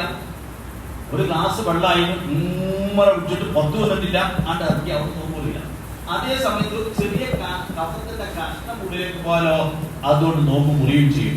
ഒരല്പം ഉമ്മുനീര് ഈ ഉള്ളിൽ നിന്ന് പുറത്തേക്ക് വന്നു, ആ പുറത്തേക്ക് വന്നതിന് ശേഷം അത് ഉള്ളിലേക്ക് പോയാൽ അതുകൊണ്ട് എന്ത് ചെയ്യും? നോമ്പ് മുറിയും. അപ്പൊ നോമ്പ് മുറിയുന്ന കാര്യങ്ങളെക്കൊണ്ട് നമ്മൾ എന്ത് ചെയ്യണം? ശ്രദ്ധിച്ച് തന്നെ കൈകാര്യം ചെയ്യണം. വെറുതെ നോമ്പ് നോറ്റതുകൊണ്ട് കാര്യമില്ലല്ലോ. മറ്റൊന്ന് നമ്മൾ ശ്രദ്ധിക്കേണ്ടത്, നോമ്പില് പ്രത്യേകമായി ശ്രദ്ധിക്കാനുള്ള സുന്നത്തുകൾ. ഒന്ന് അത്താഴം കഴിക്കുക. അത് നമ്മൾ മറക്കാത്തൊരു സുന്നത്താണ്. മറക്കാത്തൊരു സുന്നത്താണ് അത്താഴം കഴിക്കുക. അതുപോലെ തന്നെ മറ്റൊരു സുന്നത്തെ നമ്മൾ പഠിച്ചിട്ടാണ് നൗമു സ്വാഹിബി ഇബാദത്ത്. ഉറങ്ങുന്നവന്റെ നോമ്പുകാരന്റെ ഉറക്ക ഇബാദത്താണ്. ഉറക്ക ഇബാദത്താണ്. ബഹുമാനപ്പെട്ട ഇബ്രാഹിം റളിയല്ലാഹുവിന്റെ കഥ നമുക്കറിയാലോ. അദ്ദേഹം പകലും അതുപോലെ രാത്രി പിന്നെ ഉറങ്ങാന്ന് പറയുന്നത്. ഉറങ്ങാതെ ഇബാദത്ത് ചെയ്യാം. അതേസമയം നമ്മളെ സംബന്ധിച്ചിടത്തോളം സുബഹി ജമാഅത്തിന് പള്ളിയിലേക്ക് വരുന്നതിന് തടസ്സമാകുന്ന നിലക്ക് വല്ലതും സംഭവിക്കോ എന്നാൽ അവിടെ ഉറപ്പിച്ച് ഇബാദത്ത് ചെയ്യാൻ പറ്റൂല. കാരണം എന്താണ്? പള്ളിയിൽ ജമാഅത്തായി നിസ്കരിക്കുക എന്നുള്ളത് സുബഹിക്ക് ജമാഅത്ത് നിസ്കരിച്ച രാത്രി ഫുള്ള് ഇബാദത്തിന്റെ കൂലി കിട്ടുന്നതാണ്. രാത്രി ഫുള്ള് ഉറക്കൊഴിച്ച കൂലി കിട്ടും. എന്തിനു വന്നാലും പള്ളിയിൽ നടക്കുന്ന ജമാഅത്തിന് വീട്ടുന്നുണ്ട് വന്നാല്. ഇശാ ജമാഅത്തായി നിസ്കരിച്ചാലോ രാത്രി പകുതി ഹയാത്താക്കിയ കൂലി കിട്ടും. അപ്പൊ സുബഹിയും ഇശാവും കൂടി ജമാഅത്തായി നിസ്കരിച്ചാൽ 1.5 ദിവസം ഹയാത്താക്കിയതിന് കൂലി ലഭിക്കും. അത്രയും വലിയ പ്രതിഫലമാണ്. ഇശാവ് ആകുമ്പോഴും ആളുകൾക്ക് വീട്ടിലേക്ക് പോകും. പൊതുവെ എല്ലാ അങ്ങാടിയുടെ സ്വഭാവം അതാണ്. അങ്ങാടിയിൽ ഉണ്ടെങ്കിൽ തന്നെ ആ ജമാഅത്തിന് കൂടാതെ അത് വീട്ടിൽ നിസ്കരിച്ചാൽ മഗ്‌രിബിന് പള്ളിയിൽ കൂടും. മഗ്‌രിബിന് ആ ഭാഗത്ത് കൊടുക്കുമ്പോൾ തന്നെ കുറഞ്ഞ സമയത്തുകൊണ്ട് എല്ലാവരും പള്ളിയിൽ കയറി നിസ്കരിച്ച് പിന്നെ അങ്ങനെ അങ്ങാടിയിലേക്ക് ഇറങ്ങിയാൽ പിന്നെ വർത്താൻ കാര്യങ്ങളൊക്കെ ആയി അങ്ങനെ ആണ് പോകും. പിന്നെ പുരേതൊരു കുത്തിമറിച്ചിലാണ് പറയും. അങ്ങനെ ഉണ്ടായിരുന്നു, സാധാരണ അങ്ങനെ ഉണ്ടായിരുന്നു. അപ്പൊ റസൂലുള്ളാഹി തങ്ങൾ എന്ത് പറഞ്ഞു? ആ ജമാഅത്തിന് കൂടിയാൽ രാത്രി പൗതി നിസ്കരിച്ച വിഭാഗത്തിന് കൂലിയുണ്ട്. സുബഹിക്ക് ഇങ്ങോട്ട് വരണമെങ്കിൽ നിയ്യത്ത് ചതഞ്ഞേ വരാൻ കഴിയും. പള്ളിയിലേക്ക് വരണം നമ്മൾ തീരുമാനിച്ചാലേ നടക്കുള്ളൂ. തീരുമാനിച്ചാൽ നടക്കും, തീരുമാനിച്ചില്ല നടക്കില്ല. തീരുമാനിച്ചതൊക്കെ നമ്മൾ നടപ്പിലാക്കിയിട്ടുണ്ട്. അതുകൊണ്ട് ആ ഒരു ജമാഅത്തിന് കഴിവിന്റെ പരമാവധി എത്താൻ ശ്രമിച്ചത്. പിന്നെ റമദാൻ മാത്രമല്ല കേട്ടോ, റമദാനിൽ അല്ലാത്തപ്പോൾ റമദാൻ ആകുമ്പോൾ അതിന്റെ കൂലി കൂടുകയാണ്. ഒരു സുന്നത്ത് എടുത്താൽ ഒരു ഫർദ് എടുത്ത കൂലി, ഒരു ഫർദ് എടുത്താൽ 70 ഫർദ് എടുത്ത കൂലി. റമദാൻ അല്ലാത്ത മാസത്തിൽ 70 പ്രാവശ്യം ളുഹർ നിസ്കരിച്ച കൂലിയാണ് ഇപ്പൊ നമ്മൾ നിസ്കരിച്ച ളുഹറിന് കിട്ടുക. ഇത് ആര് പറഞ്ഞതാണ്? ഏറെ കഥ പറഞ്ഞതല്ല. മുത്തനബി സ്വല്ലല്ലാഹു അലൈഹി വസല്ലം പറഞ്ഞ ഒരു വലിയ സുദീർഘമായ ഹദീസിൽ പറഞ്ഞതാണ്. അപ്പൊ എനിക്ക് ആ ജമാഅത്തിന് കൂടണം. ആ ളുഹർ എനിക്ക് ജമാഅത്തായിട്ട് തന്നെ ആവുമ്പോ 27 ഇരട്ടിയാണ് സാധാ ജമാഅത്തിന്. അത് റമദാനിലാവുമ്പോഴോ എത്ര ഇരട്ടിയായിരിക്കും അതിന് അല്ലാഹു തരിക? ഒരു കണക്കും കയ്യും കണക്കില്ല. അതുകൊണ്ട് ജമാഅത്തിന്റെ വിഷയത്തിൽ പ്രത്യേകം ശ്രദ്ധിക്കണം. എന്റെ കുട്ടികളോട് ഓർമ്മപ്പെടുത്തുന്നു. നിങ്ങൾ കേൾക്കണ്ടേ പറഞ്ഞത്? കേൾക്കണ്ടോ? തറാവീഹ് കണ്ടില്ലേ? എല്ലാവരും വരണം. തറാവീഹ് വന്നിട്ട് എപ്പോഴാണ് നമ്മള് ഇമാമിന്റെ ഒപ്പം കൂടേണ്ടത്? ഇമാം റുക്കൂയിലേക്കാണ് പോകാൻ നേരത്ത് മണ്ടി വന്നിട്ട് ഒറ്റക്കെട്ടലാണ്. അങ്ങനെ ഉണ്ടോ ഇവിടെ? ഞാൻ നിങ്ങളോട് നോക്കാം. അങ്ങനെ ഇവിടെ അങ്ങനെ ഇല്ലല്ലേ? അൽഹംദുലില്ലാഹ് നല്ല കുട്ടികളാണ്. അപ്പൊ എന്ത് ചെയ്യണം? ഇമാമ് തക്ബീറത്തുൽ ഇഹ്റാം ചൊല്ലിയ ഉടനെ തന്നെ നമ്മൾ ചൊല്ലണം. 2 രക്ഷയിൽ നിൽക്കുക. ഇമാമ് തക്ബീറത്തുൽ ഇഹ്റാം ചൊല്ലിയ ഉടനെ തന്നെ തക്ബീറത്തുൽ ഇഹ്റാം ചൊല്ലി നിസ്കാരത്തിൽ പ്രവേശിച്ചാൽ 2 വലിയ പ്രതിഫലം കിട്ടും. ഒന്ന് ബറാഅത്തും മിനൻ നാർ വ ബറാഅത്തും മിനൻ നിഫാഖ്. നിഫാഖിൽ നിന്ന് രക്ഷ കിട്ടും. നിഫാഖ് എന്ന കപട വിശ്വാസികൾ. ഈ കാപ്പട്യത്തെ സംബന്ധിച്ച് പരിശുദ്ധ ഖുർആനിൽ 13 ആയത്ത് പറഞ്ഞിട്ടുണ്ട്. എവിടെ? അൽ-ബഖറയുടെ ആദ്യത്തിൽ. അതേ സമയത്ത് മുഅ്മിനീങ്ങളെ പറ്റി പറഞ്ഞത് ചെറിയ നമ്മുടെ അൽകിതാബിയും പിന്നെ അല്ലതീനും ചെറിയ 2 ആയത്തിലാണ്. ആ വട്ടത്തിനുള്ളിൽ ഇടാൻ ചെറിയ 2 ആയത്ത്. മറ്റേ ഖുർആനെ മാത്രമാണ് ആദ്യം പറഞ്ഞത്. മുഅ്മിനീങ്ങളെ പറ്റി ഈ 2 ആയത്തിൽ പറഞ്ഞു. എന്നിട്ട് അതിന് നേരെ പുറത്ത് കാണുന്ന 2 ആയത്ത്. ആ ആയത്ത് എന്താണ്? ഇന്നല്ലതീന കഫറു അല്ലേ? 2 ആയത്താണ്. പിന്നെ കാഫിറുകളെ പറ്റി പറയാൻ 2 ആയത്ത്. മുഅ്മിനീങ്ങളെ പറ്റി പറയാൻ ചെറിയ 2 ആയത്ത്. കാഫിറുകളെ പറ്റി പറയാൻ കുറച്ചുകൂടി വലിയ 2 ആയത്ത്. ഇത് രണ്ടും പറഞ്ഞതിന് ശേഷം വമിനൻ നാസി മൻ യഖൂലു എന്ന് പറഞ്ഞിട്ട് 13 ആയത്ത് പറയുന്ന ആരെ പറ്റിയെന്നറിയോ? കാഫിറുകളെ പറ്റിയല്ല. കാലാകാലം നരകത്തിൽ കടക്കുന്നവരെ പറ്റി പറഞ്ഞത് 2 ആയത്ത്. കാഫിറുകളെ പറ്റി പറഞ്ഞത്. മുഅ്മിനീങ്ങളെ പറ്റി പറഞ്ഞതോ കാലാകാലം സ്വർഗ്ഗത്തിൽ പോകേണ്ട ആളുകളെ പറ്റി ചെറിയ 2 ആയത്ത്. എന്നാൽ നരകത്തിന്റെ അടിയിലെ തട്ടിലുള്ള ഈ വിഭാഗത്തെ പറ്റി പറയാൻ 13 ആയത്ത് ഉപയോഗപ്പെടുത്തി അല്ലാഹു തആല. കാരണം അവരെ മനസ്സിലാക്കാൻ കഴിയില്ല. അങ്ങനത്തെ ഒരു ടീമാണ്. അവിടെ ഉണ്ടാവും, ഇവിടെ ഉണ്ടാവും, എല്ലായിടത്തും ഉണ്ടാവും. എവിടെയൊക്കെ ഉണ്ടാവും. മുയ്യെ പിടിച്ചതിനാണ് എല്ലായിടത്തും ഉണ്ടാവും. ഒരു ഉറപ്പ്. അതിൽ ഈമാന്റെ വിഷയത്തിലാവുമ്പോൾ നമുക്ക് ശരിക്കും ഉറപ്പ് വേണം. ഈമാന്റെ വിഷയത്തിലാവുമ്പോൾ നമുക്ക് ശരിക്കും ഉറപ്പ് വേണം. ആ ഉറച്ച് നമ്മൾ നിൽക്കാൻ വേണ്ടി ശ്രമിക്കണം. അള്ളാഹു നിലക്കുള്ള ഉറപ്പുള്ള ഈമാൻ നമുക്ക് നൽകുമാറാവട്ടെ. അപ്പൊ 13 ആയത്ത് പറഞ്ഞ ആ നിഫാഖിൽ നിന്ന് രക്ഷപ്പെടാൻ പറ്റും ഒരു മരുന്നാണേത്? ഇമാം തക്ബീറത്തുൽ ഇഹ്റാം ചൊല്ലിയ ഉടനെ തക്ബീറത്തുൽ ഇഹ്റാം ചെല്ലാന്നുള്ളത്. അപ്പൊ നിങ്ങൾ കേൾക്കുന്നുണ്ടാവും. നിങ്ങൾ എങ്ങനെ പറഞ്ഞത്? ഞങ്ങളെ കാരണന്മാരൊക്കെ അങ്ങനെ ചെയ്യല്. ഇമാം തക്ബീറത്തുൽ ഇഹ്റാം ചൊല്ലിയ ഉടനെ എന്ത് ചെയ്യാൻ? നമ്മള് തക്ബീറത്തുൽ ഇഹ്റാം ചൊല്ലണം അല്ലെ? ഇമാം അല്ലാഹു അക്ബർ നമ്മൾ പിന്നാടെ അങ്ങോട്ട് പോയി ബലമുണ്ടാക്കി അങ്ങോട്ടാക്കി ഇങ്ങനെ ആക്കി അങ്ങ് നിൽക്കാതെ ഉടനെ തന്നെ ഇമാമിന്റെ കൂടെ തറാവീഹിൽ നിന്ന് 2 റക്അത്ത് നിസ്കരിക്കുന്നു എന്ന് നീട്ടിയത് വേഗം തക്ബീറത്തുൽ ഇഹ്റാം ചൊല്ലുക. എന്നിട്ട് വജ്ജഹത്ത് നമുക്ക് പോകാൻ സമയം ഉണ്ടാവും. ഇമാമ് ചിലപ്പോഴത്തെയും ആ വജ്ജഹത്തിന്റെ സ്ഥാനത്തിൽ ചില നടത്തിയിട്ട് അപ്പൊ ചിലപ്പോൾ അത് ചെല്ലിട്ട് ഫാത്തിഹ തുടങ്ങും. നമുക്ക് എന്തായാലും വജ്ജഹത്ത് തോന്നാൻ സമയം കിട്ടും. അപ്പൊ നമ്മൾ വജ്ജഹത്ത് വാങ്ങാം. വജ്ജഹത്ത് ഓതിയിട്ട് പിന്നെ ചെയ്യല് ഫാത്തിഹ ഇമാമൊക്കെ ഫാത്തിഹ ഓതി കഴിഞ്ഞ് സൂറത്ത് ഓതുന്ന സമയത്ത് ഇമാം അവിടെ കുറച്ച് തറാവീഹ് നടക്കൂല. പിന്നെ കുറച്ച് മിണ്ടാതിരിക്കുന്ന സമയത്ത് നമ്മൾ ഫാത്തിഹ ഓതണം. അങ്ങനെയൊക്കെയാണ് പൂർണ്ണമായി ചെയ്യേണ്ടത്. അല്ലാഹു അങ്ങനെ ചെയ്യാൻ നമുക്ക് തോന്നിക്കട്ടെ. അപ്പൊ ഏതായിരുന്നാൽ ഞാൻ പറഞ്ഞു വന്നത് തക്ബീറത്തുൽ ഇഹ്റാം ഇമാം ചൊല്ലി ഉടനെ ചൊല്ലിയാലുള്ള ഗുണം ഒന്ന് നിഫാഖിൽ രക്ഷപ്പെടുക. ഈ 13 ആയത്ത് വിശദീകരിച്ചുകൊണ്ട് പറഞ്ഞ ഇന്നൽ മുനാഫിഖീന ഫി ദർക്കിൽ അസ്ഫലി മിനൻ നാർ, നരകത്തിന്റെ അടിയിലെ തട്ടിൽ പറഞ്ഞ കൂട്ടത്തിൽ രക്ഷപ്പെട്ടു കിട്ടും. ഒന്ന് വല്ലാത്തൊരു ഗുണമുള്ളത്. എന്റെ പോകും വിട്ട പണി ഒരു പണി കാര്യമെടുത്തില്ല. എന്തായാലും നിസ്കാരത്തിൽ പ്രവേശിക്കാൻ ചൊല്ലണം. എന്തായാലും ചൊല്ലണം, എന്നാലേ പ്രവേശിക്കുള്ളൂ. അത് ഇമാമ് ചൊല്ലി അപ്പൊ തന്നെ ഞാൻ ചൊല്ലട്ടെ തീരുമാനിച്ച് അങ്ങനെ ചൊല്ലിയാൽ കിട്ടുന്ന കൂടാണ്. എല്ലാ നിസ്കാരത്തിലും അങ്ങനെ പതിവാങ്ങുക. പിന്നെ 2ാമത്തെ ഗുണം ബറാഅത്തും മിനൻ നാറാണ്. നരകത്തിൽ നിന്ന് രക്ഷ കിട്ടാൻ. നരകം തന്നെ നമ്മളിങ്ങനെ കേട്ട് താല്പിച്ചൊരു വാക്കാൻ നരകം എന്നാണ്. പടച്ചറബ് ചിന്തിക്കാൻ പോലും കഴിയാത്തൊരു വലിയ സംഭവമാണ് നരകം. പടച്ചറബ് അതിൽ നിന്ന് നമുക്കും നമ്മോടൊപ്പമുള്ള മുഴുവൻ ആളുകൾക്കും അല്ലാഹു സലാമത്ത് നൽകുമാറാവട്ടെ. എപ്പോഴും നമ്മൾ ദ്വാരക്കണം. ഇപ്പൊ തന്നെ എത്ര ഫാൻ അവിടെ കറങ്ങിക്കൊണ്ടിരിക്കുന്നത്. ഈ ഫാന് കറങ്ങിയിട്ട് നമുക്ക് ഇപ്പോഴും AC തിരക്കില്ലാത്ത അഭിപ്രായക്കാരത്തിനുള്ളിലുണ്ടാവും. ചിലപ്പോ ഈ അസുഖമുള്ളവര് മാത്രമാണ് എതിർക്കുക. അസുഖമുള്ളവര് ഇപ്പം അത് പെടണ്ടാന്ന് പറഞ്ഞ ഒരു മാത്രമേ, അല്ലാത്തവരൊക്കെ അത് ഇടാണ്ട് അഭിപ്രായക്കാരുണ്ടാകും. എന്തുകൊണ്ട്? ചൂട് സഹിക്കാൻ കഴിയാത്തതുകൊണ്ട്. എവിടെ സൂര്യൻ ഉള്ളത്?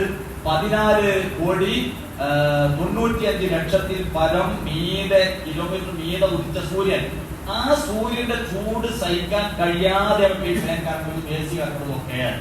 എന്നാൽ ആ സൂര്യൻ എങ്ങോട്ട് വരും? താഴോട്ട് വരും. ഒരു ചാൻ മീതെ അല്ലെങ്കിൽ ഒരു എത്ര കുട്ടിയോടി ഏത് അക്കം വെച്ചാലും ഒന്നുകിൽ ഇങ്ങനെ അല്ലെങ്കിൽ എത്ര നീട്ടം വെച്ചാലും ഈ ഇത്ര ഇതിന്റെ മോളത്ത് നട്ടില്ല സൂര്യനാണ് നിൽക്കുക. നമ്മൾ ഒരു തണലില്ലാതെ നേരെ എത്തിയിട്ടില്ല ഹാലിൽ. അങ്ങനത്തെ ഒരു ഘട്ടം നമുക്ക് വരാനുണ്ട്. വല്ലാത്തൊരു ചൂടാണ്. അല്ലാഹു അതിൽ നമുക്ക് സലാമത്ത് നൽകുമാറാവട്ടെ. എന്നാൽ അതിനേക്കാളും ഭീകരമായ അവസ്ഥയാണ് നരകം നടന്നത്. ഇവിടുത്തെ തീയിനേക്കാൾ 69 ഇരട്ടി ചൂടുണ്ട്. ഇവിടുത്തെ തീയിനേക്കാൾ 69 മൊത്തം 70 ഇരട്ടി ചൂടുള്ള നരകം. ആ നരകത്തിൽ കത്തിക്കപ്പെടുന്ന മനുഷ്യരും പാറക്കല്ലുമാണ്. മനുഷ്യൻ എന്ന പ്രകൃതിയെ ചൂടുള്ള സാധനമാണ്. ബസ്സിലോ കയറിയാൽ തിക്കും തിരക്കൂടുമ്പോ ഭയങ്കര കുട്ടികളൊക്കെ ഭയങ്കര കരച്ചിൽ കരയും. എന്താ കാരണം? ചൂട് സഹിക്കാൻ കഴിയാത്തതുകൊണ്ടാണ്. കാറ്റുള്ള ഭാഗത്തേക്ക് നമ്മൾ സൈഡിൽ നിന്ന് കുട്ടികളൊന്നും കണ്ട് തിരിച്ചിട്ട് അത് കരച്ചിൽ കിട്ടും ചെയ്യും. കാരണം ഒരു കാറ്റ് കിട്ടി ചൂടില്ല. മനുഷ്യൻ പ്രകൃതിയാ ചൂടുള്ള സാധനമാണ്. അതുപോലെ കല്ലും അങ്ങനെ തന്നെ ചൂടായാൽ പിന്നെ അത് ചൂട് അണഞ്ഞു പോവാൻ അതില്ലാതെ കുറെ സമയം പിടിക്കും. ഇപ്പൊ നമ്മൾ വാർപ്പിന്റെ മുകളൊക്കെ 4 മണി 3 മണിക്കൊക്കെ അരി ഇരുന്നാലും കുറച്ച് കഴിഞ്ഞാലും ചന്ദ്രന് ചൂട് വരും.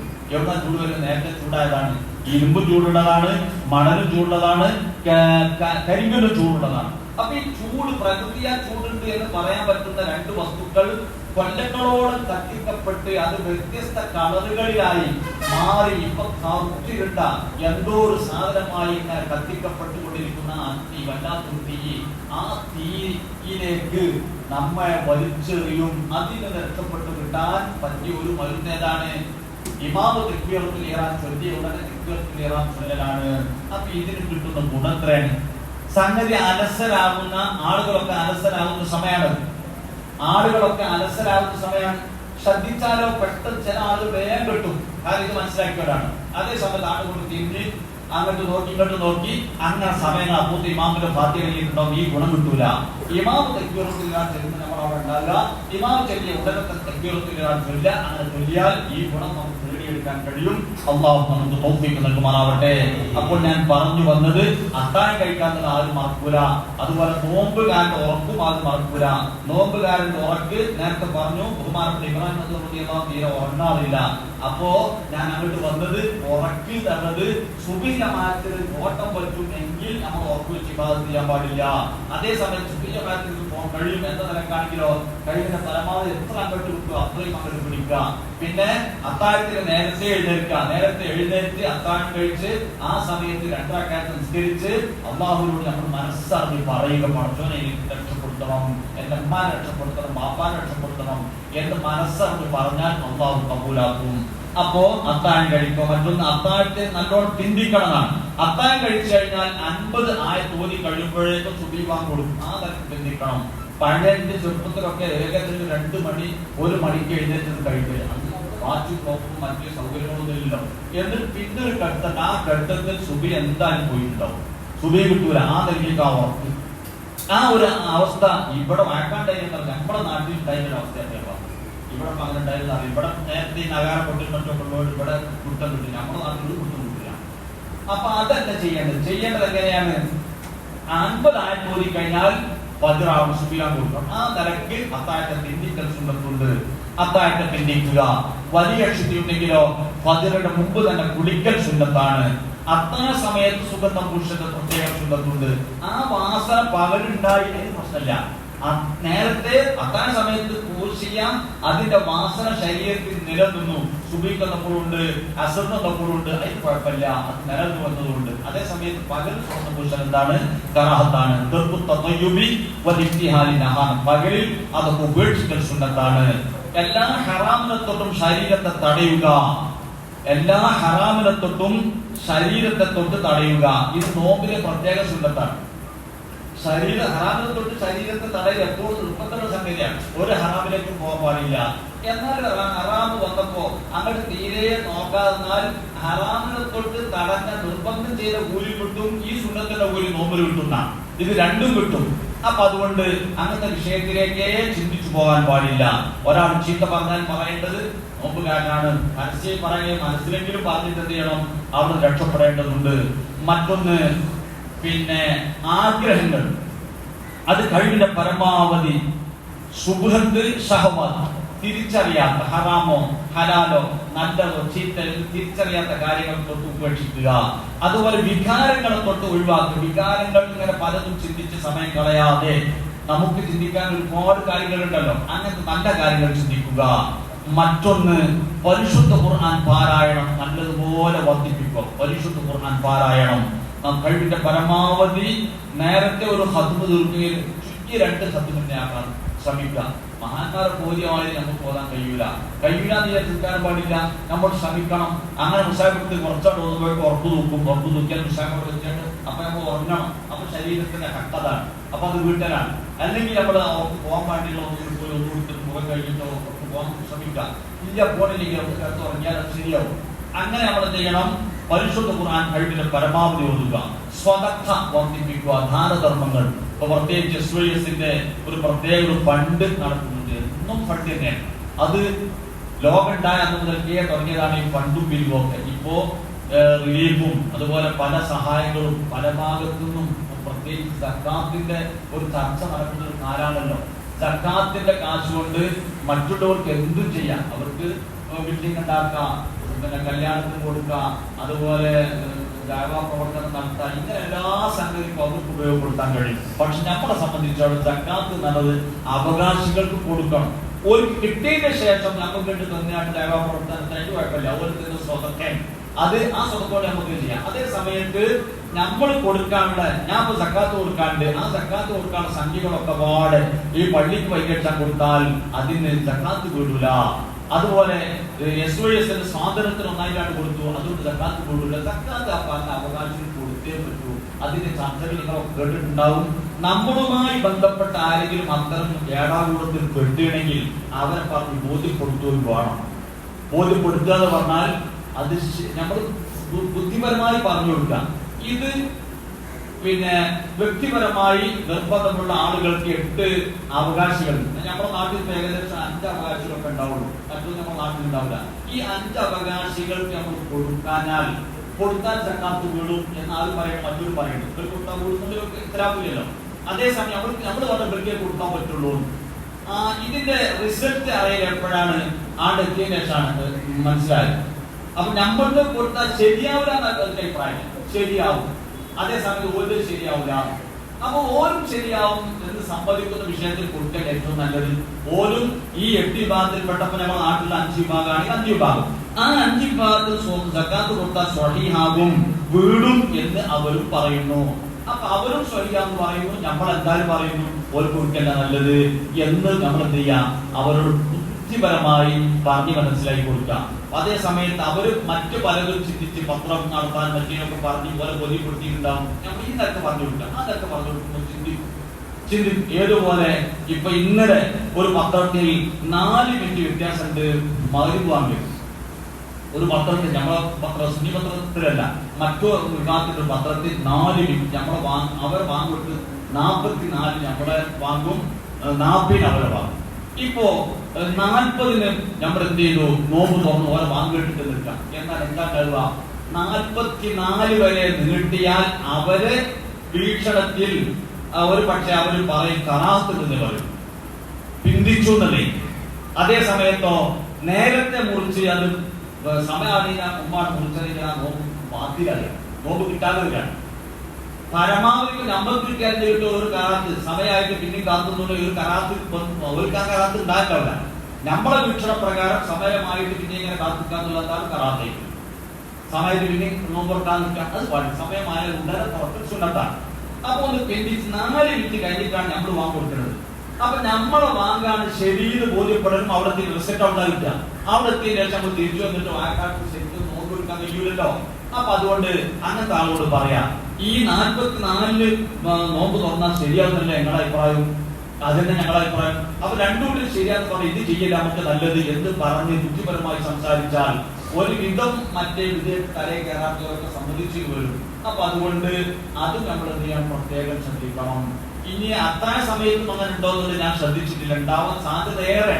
അവര് നമ്മൾ വാങ്ങി കൊടുത്ത് ഒരു 3-4 മിനിറ്റ് കഴിഞ്ഞ ശേഷം പല കൊണ്ടും കൊടുക്കല് ഈ കൊല്ലം അങ്ങനെ ഉണ്ടാവുള്ളൂ. അതുകൊണ്ട് വളരെ ശ്രദ്ധിക്കണം. ഇതിന്റെ റിസൾട്ട് അറിയിൽ പോയതിന് ശേഷം ആയതുകൊണ്ട് നമുക്ക് തിരുത്താൻ സമയം കിട്ടൂല.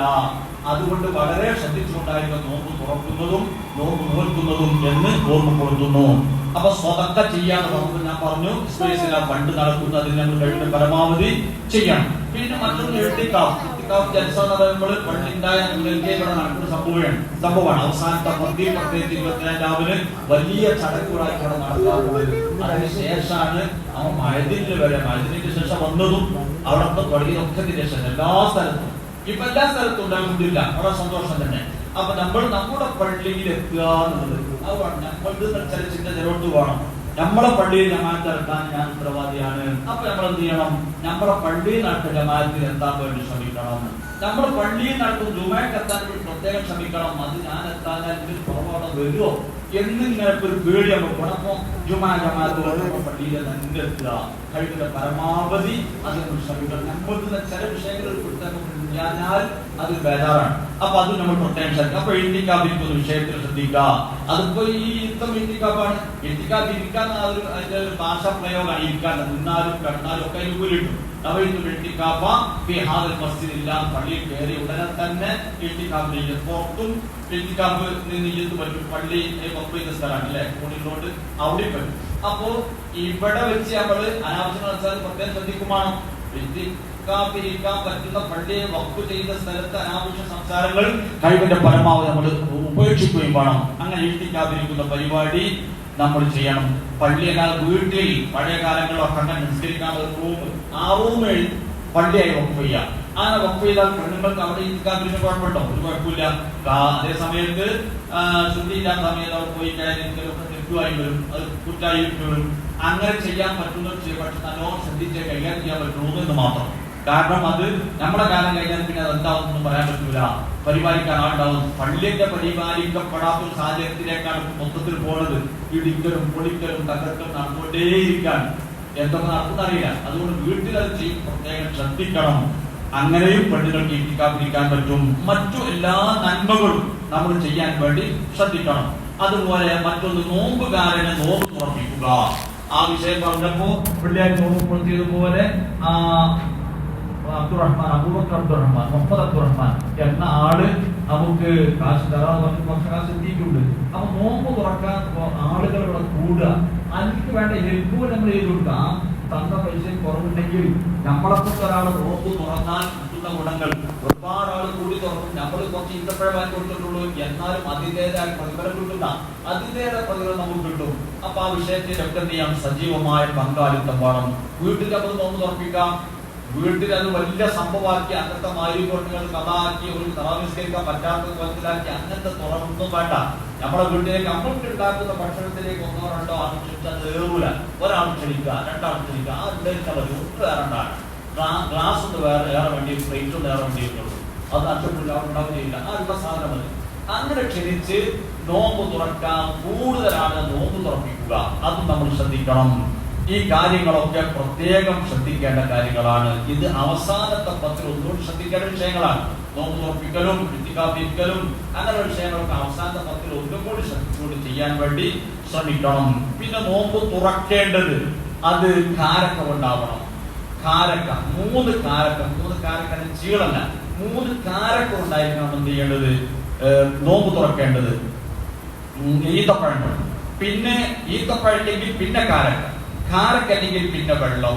ഇങ്ങനെ 3 ചാൻസുകളാണ് അതിന് കൊടുത്തത്. ഈത്തപ്പഴം, കാരക്ക, വെള്ളം. അത് ഏതാണെന്ന് വെച്ചാൽ അതുകൊണ്ട് നോമ്പ് തുറക്കണം ഏറ്റവും നല്ലത്. എല്ലാം 3 വെള്ളം കുടിക്കും, 3 മുറുക്ക് വെള്ളം കുടിക്കാം. ഈത്തപ്പഴം കൂടി തിന്നുമ്പോൾ 3 ഈത്തപ്പഴം തിന്ന ആ നിലക്ക് നോമ്പ് തുറക്കാം. നോമ്പ് തുറന്ന ഉടനെ എന്താ ചില്ല? അല്ലാഹുമ്മ ലക സുംതു വലാ റിസ്ക അബ്ദതു ദഹബ ദമ്മ മുബ്തലത്തിൽ റൂഹു വഖബതൽ അജ്റു ഇൻഷാ അല്ലാഹ്. അല്ലാഹുമ്മ ലക സുംതു വലാ റിസ്ക അബ്ദതു, അത് നമ്മൾ കാണാൻ കിട്ടുമല്ലോ. അല്ലാഹുമ്മ ലക സുംതു വലാ റിസ്ക അബ്ദതു ദഹബ ദമ്മു വഖബതൽ റൂഹു വഖബതൽ അജ്റു ഇൻഷാ അല്ലാഹ്. പടച്ചോനെ, ഞാൻ നോമ്പ് നോറ്റു, നിന്റെ ഭക്ഷണം കൊണ്ട് ഞാൻ നോമ്പ് തുറന്നു, എന്റെ ദാഹം പോയി, എന്റെ ഞരമ്പുകളൊക്കെ നനഞ്ഞു. വഖബതൽ അജ്റു ഇൻഷാ അല്ലാഹ്. അല്ലാഹു ഉദ്ദേശിച്ചാൽ എനിക്ക് കൂലി കിട്ടും. എല്ലാത്തിനും ഇൻഷാ അല്ലാഹ് പറയണം. ആ ഇൻഷാ അല്ലാഹ് ഇവിടെയും പറയണം. കൂലി എന്തായാലും അള്ളാഹു തരും. അള്ളാഹു പ്രതിഫലം നൽകുമാറാവട്ടെ. ഇത്രയും കാര്യങ്ങൾ നോമ്പുകാരൻ പ്രത്യേകം ശ്രദ്ധിക്കേണ്ട സുന്നത്തുകളാണ്. അപ്പൊ നോമ്പിന്റെ പകല് ഫുള്ള് ഇബാദത്ത്, നിർബന്ധമായ ഇബാദത്ത്. രാത്രിയിൽ 20 റക്അത്ത് തറാവീഹ്. ആ 20 റക്അത്ത് തറാവീഹ് കഴിവിന്റെ പരമാവധി ഒരു സാവകാശം നിസ്കരിക്കുന്ന രൂപത്തിൽ എല്ലാവരും അതിനെന്ത് ചെയ്യണം? ഒരു അനുകൂല പറ്റ സാവകാശമല്ല. എന്നാലോ 3 ദിക്റ് റുക്കൂഇലും സുജൂദിലും ഒക്കെ അടങ്ങി ഒതുങ്ങി ചെല്ലാൻ പറ്റുന്ന നിലക്കുള്ള സാവകാശം, ആ നിലക്ക് ചൊല്ലാനുള്ള സാവകാശത്തോടുള്ള നിസ്കാരമാണ് നമ്മൾ നടത്തേണ്ടത്. അത് നമ്മൾ ഇമാമുകൾ വിട്ടുകൊടുക്കുമാണ്. നമ്മൾക്ക് ഓരോരുത്തരും ഇങ്ങനെ ടി വി കേട്ടുമ്പോൾ അതിന് സ്പീഡ് കൂടും. അങ്ങനെ സ്പീഡ് കൂടുമ്പം ഈ പറഞ്ഞ ഫലങ്ങളൊന്നും കിട്ടൂല. ഒരുപാട് ഫലങ്ങൾ കിട്ടണമെങ്കിൽ കഴിവിന്റെ പരമാവധി എന്ത് ചെയ്യണം? ആ നിലക്ക് സാവകാശം ചെയ്യാൻ വേണ്ടി ശ്രമിക്കണം. 20 റക്അത്ത് തറാവീഹ് പതിവാക്കുക. പിന്നെ 3 റക്അത്ത് വിത്റാണ് നമ്മൾ പുറത്ത് നിസ്കരിക്കാറുള്ളത്. അതിനെ ആളെ കിട്ടുള്ളൂ. എന്റെ കൂട്ടുകാരോട് ഞാൻ ഓർമ്മപ്പെടുത്തുന്നു, ഈ റമദാൻ മുതൽക്ക് നമുക്ക് 11 കൂട്ടത്തിൽ 3 ആയിക്കോട്ടെ 11 ചെയ്യാൻ പറ്റുമെന്നൊന്ന് ശ്രമിച്ചു നോക്കുക. 11 റക്അത്ത്. അങ്ങനെ 11 റമദാൻ കഴിഞ്ഞതിന് ശേഷം നമുക്ക് തുടരാൻ കഴിയണം. 11 റക്അത്ത് ഉള്ളാവട്ടങ്ങൾ പാപ്പ 11 റക്അത്ത് റമദാൻ അല്ലാത്ത സമയത്ത് 11 റക്അത്ത് നിസ്കരിക്കാറുണ്ടായിരുന്നു. പറ്റക്കണ്ണിന്റെ ശല്യം നിൽക്കാൻ പറ്റുന്ന സമയത്തൊക്കെ ആ നിലക്ക് നിസ്കരിച്ചിരുന്നു. ബഹുമാനപ്പെട്ട മുത്തുനബിയുടെ അതേ ആ ഒരു ശീലം കാണിച്ച നേതാവാണ് നമ്മുടെ നേതാവ്.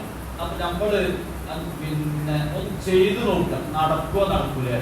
3 5 ആക്കുക, 5 7 ആക്കുക, 7 9 ആക്കുക. അങ്ങനെ കയറി 11 എത്തിയാൽ 11 ഞാൻ എന്തായാലും ഇനി നിസ്കരിക്കുന്നത് തീരുമാനമെടുക്കുക. അതൊരു പക്ഷേ ഇശാ നിസ്കരിച്ച് ഉടനെ തന്നെ നടന്നേക്കാം. അല്ലെങ്കിൽ അത് നന്നായിട്ട് ബേക്കിലേക്കാക്കി രാത്രി ഒരു 4 മണിക്ക് എഴുന്നേറ്റാൽ നമുക്ക് തഹജ്ജുദും വിത്റും ഒപ്പം നിസ്കരിക്കാൻ കഴിയും. അവസാന നിസ്കാരം ഒക്കെ ഔദ്യോഗിക ഇത്രാവുകയും ആ കൂലികളൊക്കെ കിട്ടും. പിന്തിക്കുമ്പോൾ ശ്രദ്ധിക്കേണ്ടത് ഏറ്റവും നല്ലത് ഒന്നായിട്ട് പിന്തിക്കലാണ്. ഒന്നായിട്ട് പിന്തിക്കുക എന്ന് വെച്ചാൽ 11 ബേക്കിലേക്ക് പിന്തിക്കുക. പിന്നെപ്പോ നമുക്ക് ജമാഅത്ത് കിട്ടാൻ വേണ്ടി ആദ്യത്തെ 2 റക്അത്ത് ഇമാമിന്റെ കൂടെ കൂടി പിന്നുള്ളത് ബാക്കിയുള്ളതൊക്കെ പിന്തിക്കുക. അങ്ങനെ പറ്റും. അല്ലെങ്കിൽ ആ 2 റക്അത്ത് നിസ്കരിച്ച് ഓരോ റക്അത്ത് നിസ്കരിക്കുമ്പോൾ നമുക്ക് എന്ത് ചെയ്യാം? 2 റക്അത്ത് വേറെ നിസ്കരിക്കാം. അങ്ങനെ കഴിയുന്നത് അപ്പം നിസ്കരിക്കുക, ബാക്കിയുള്ളത് അത്താഴ സമയത്തേക്ക് പിന്തിക്കുക. അങ്ങനെയും പറ്റും. ഏറ്റവും നല്ലത് എന്താണ്? ഒന്നായിട്ട് ആദ്യം നിസ്കരിക്കാൻ കഴിയുമെങ്കിൽ അങ്ങനെ, അല്ലെങ്കിൽ ഒന്നായിട്ട് ബേക്കിലേക്ക് ആക്കി നിസ്കരിക്കാൻ പറ്റുമെങ്കിൽ അങ്ങനെ. ബേക്കിലേക്ക് ആക്കാൻ രണ്ടും ചെയ്ത് തെളിവുണ്ട്. രണ്ടും ചെയ്യാം. ഇനി ഈ പറഞ്ഞ 2 രൂപത്തിൽ മൗദിപ്പം നിസ്കരിച്ച് മൗദിപ്പം അത് കുഴപ്പമില്ല. എന്നാലും 11 റക്അത്ത് നിസ്കരിക്കാന്നുള്ളോട്ട് നമ്മൾ എത്തിക്കണം. ചിലപ്പോൾ ഒരു ലേശം ഉറപ്പ് വെച്ചിട്ടും അത് റമദാൻ അല്ലാത്തവർ നമ്മളൊന്ന് ശീലിച്ചാൽ അതിങ്ങനെ അടുക്കും. അതുപോലെ ളുഹാ നിസ്കാരം 2 റക്അത്താണ്. അത് നമ്മൾ രാവിലെ സൂര്യൻ ഉദിച്ച് ഒരു 20 മിനിറ്റ് കഴിഞ്ഞതിന് ശേഷം അതിന്റെ സമയം തുടങ്ങും. ഏകദേശം ഒരു 12 മണി വരെ സമയമുണ്ട്, ഉച്ച വരെ സമയമുണ്ട്.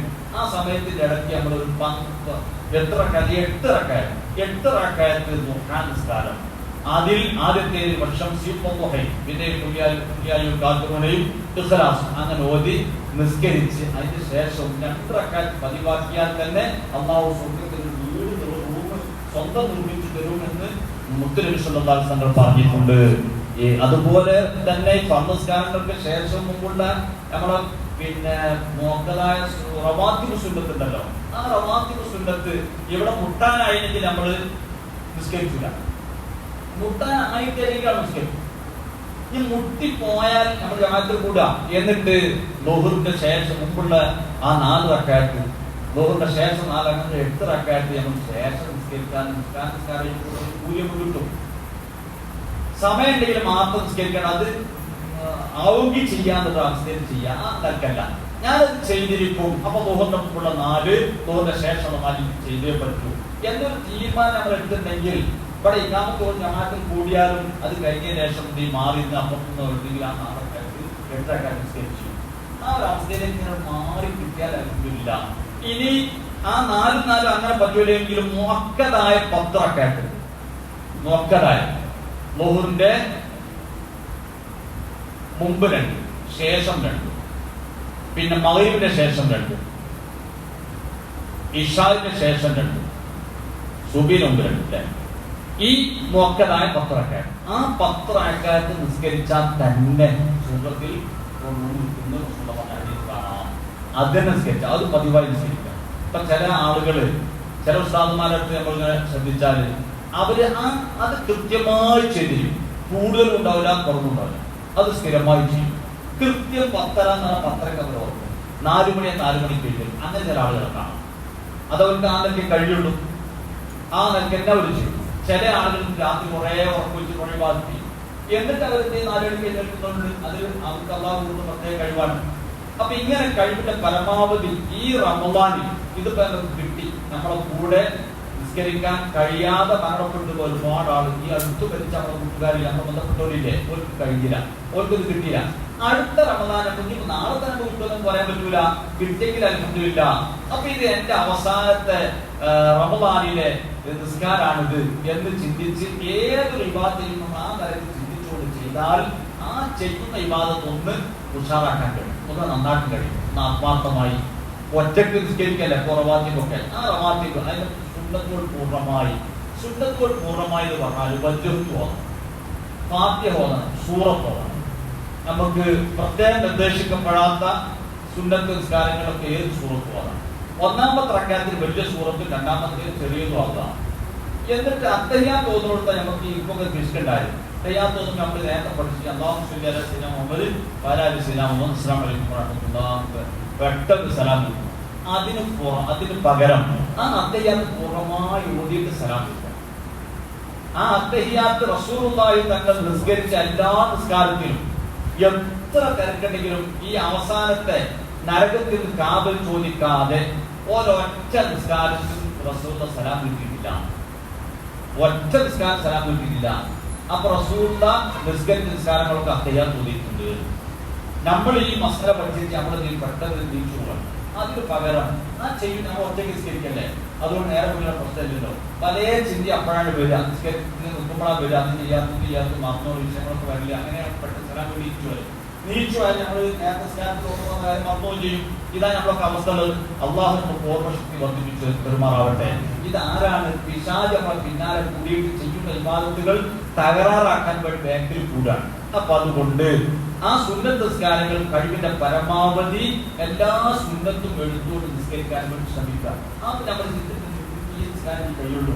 അസറിന്റെ സുന്നത്ത് നിസ്കരിക്കാൻ കഴിഞ്ഞോണമെന്നില്ല, അസറിന് നിസ്കരിക്കാൻ കഴിഞ്ഞോണമെന്നില്ല. ഇതിന്റെ അവസാന നിസ്കാരം ചിന്തിച്ചുകൊണ്ട് ആ നിസ്കരിക്കുകയാണെങ്കിൽ ആ നിസ്കാരം പൂർണ്ണമായി നന്നാക്കിയെടുക്കാൻ കഴിയും. ഇങ്ങനെ ഓരോ ഭാഗത്തും അങ്ങനെ ഖുർആൻ ഓതുമ്പോൾ എനിക്ക് ഓതാൻ കഴിയില്ല, എനിക്ക് നോൻപൊടുക്കാൻ കഴിയില്ല.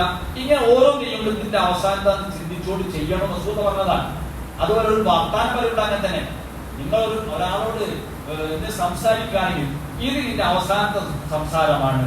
ഈ സംസാരം എന്തായിരിക്കണം? ഗുണമുള്ളതാവണം. ഒരാൾക്ക് വിഷമുണ്ടാക്കരുത്.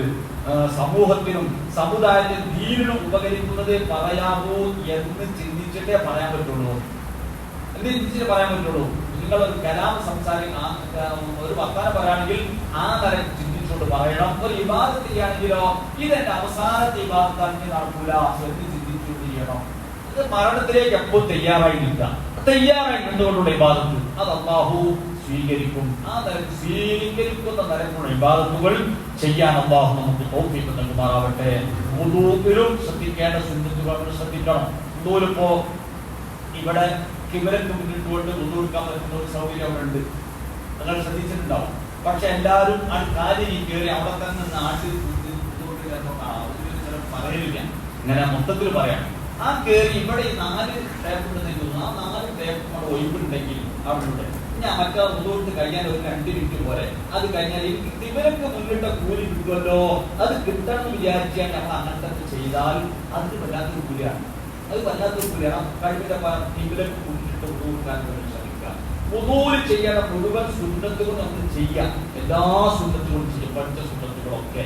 അതിന് ശേഷം പറഞ്ഞ ദുആ ഈ പറഞ്ഞ ഞാൻ തന്നെ ചെയ്യലില്ല, നമ്മൾക്ക് നടന്നുകൊണ്ട് ചെയ്യുകൊണ്ട് എടുപ്പാണ്. കൈ ഒഴിവില്ല, കൈകളെ പൊന്തിച്ചാൽ 2 മിനിറ്റ് 1 മിനിറ്റ് അവിടെ നിൽക്കാൻ ഒഴിവില്ല. അതിൻ്റെ ഇടയിൽ നടന്നുകൊണ്ട് ഇങ്ങനെ ഉണ്ടാക്കാം. ഇതാണ് കിബിലക്ക് മുന്നിടണം, കൈ രണ്ടും ഉയർത്താം, പിന്നെ കിബിലയിലേക്ക് മുന്നിട്ടുണ്ടായിരുന്ന ദ്വാരത്തൊക്കെ പഠിച്ചു.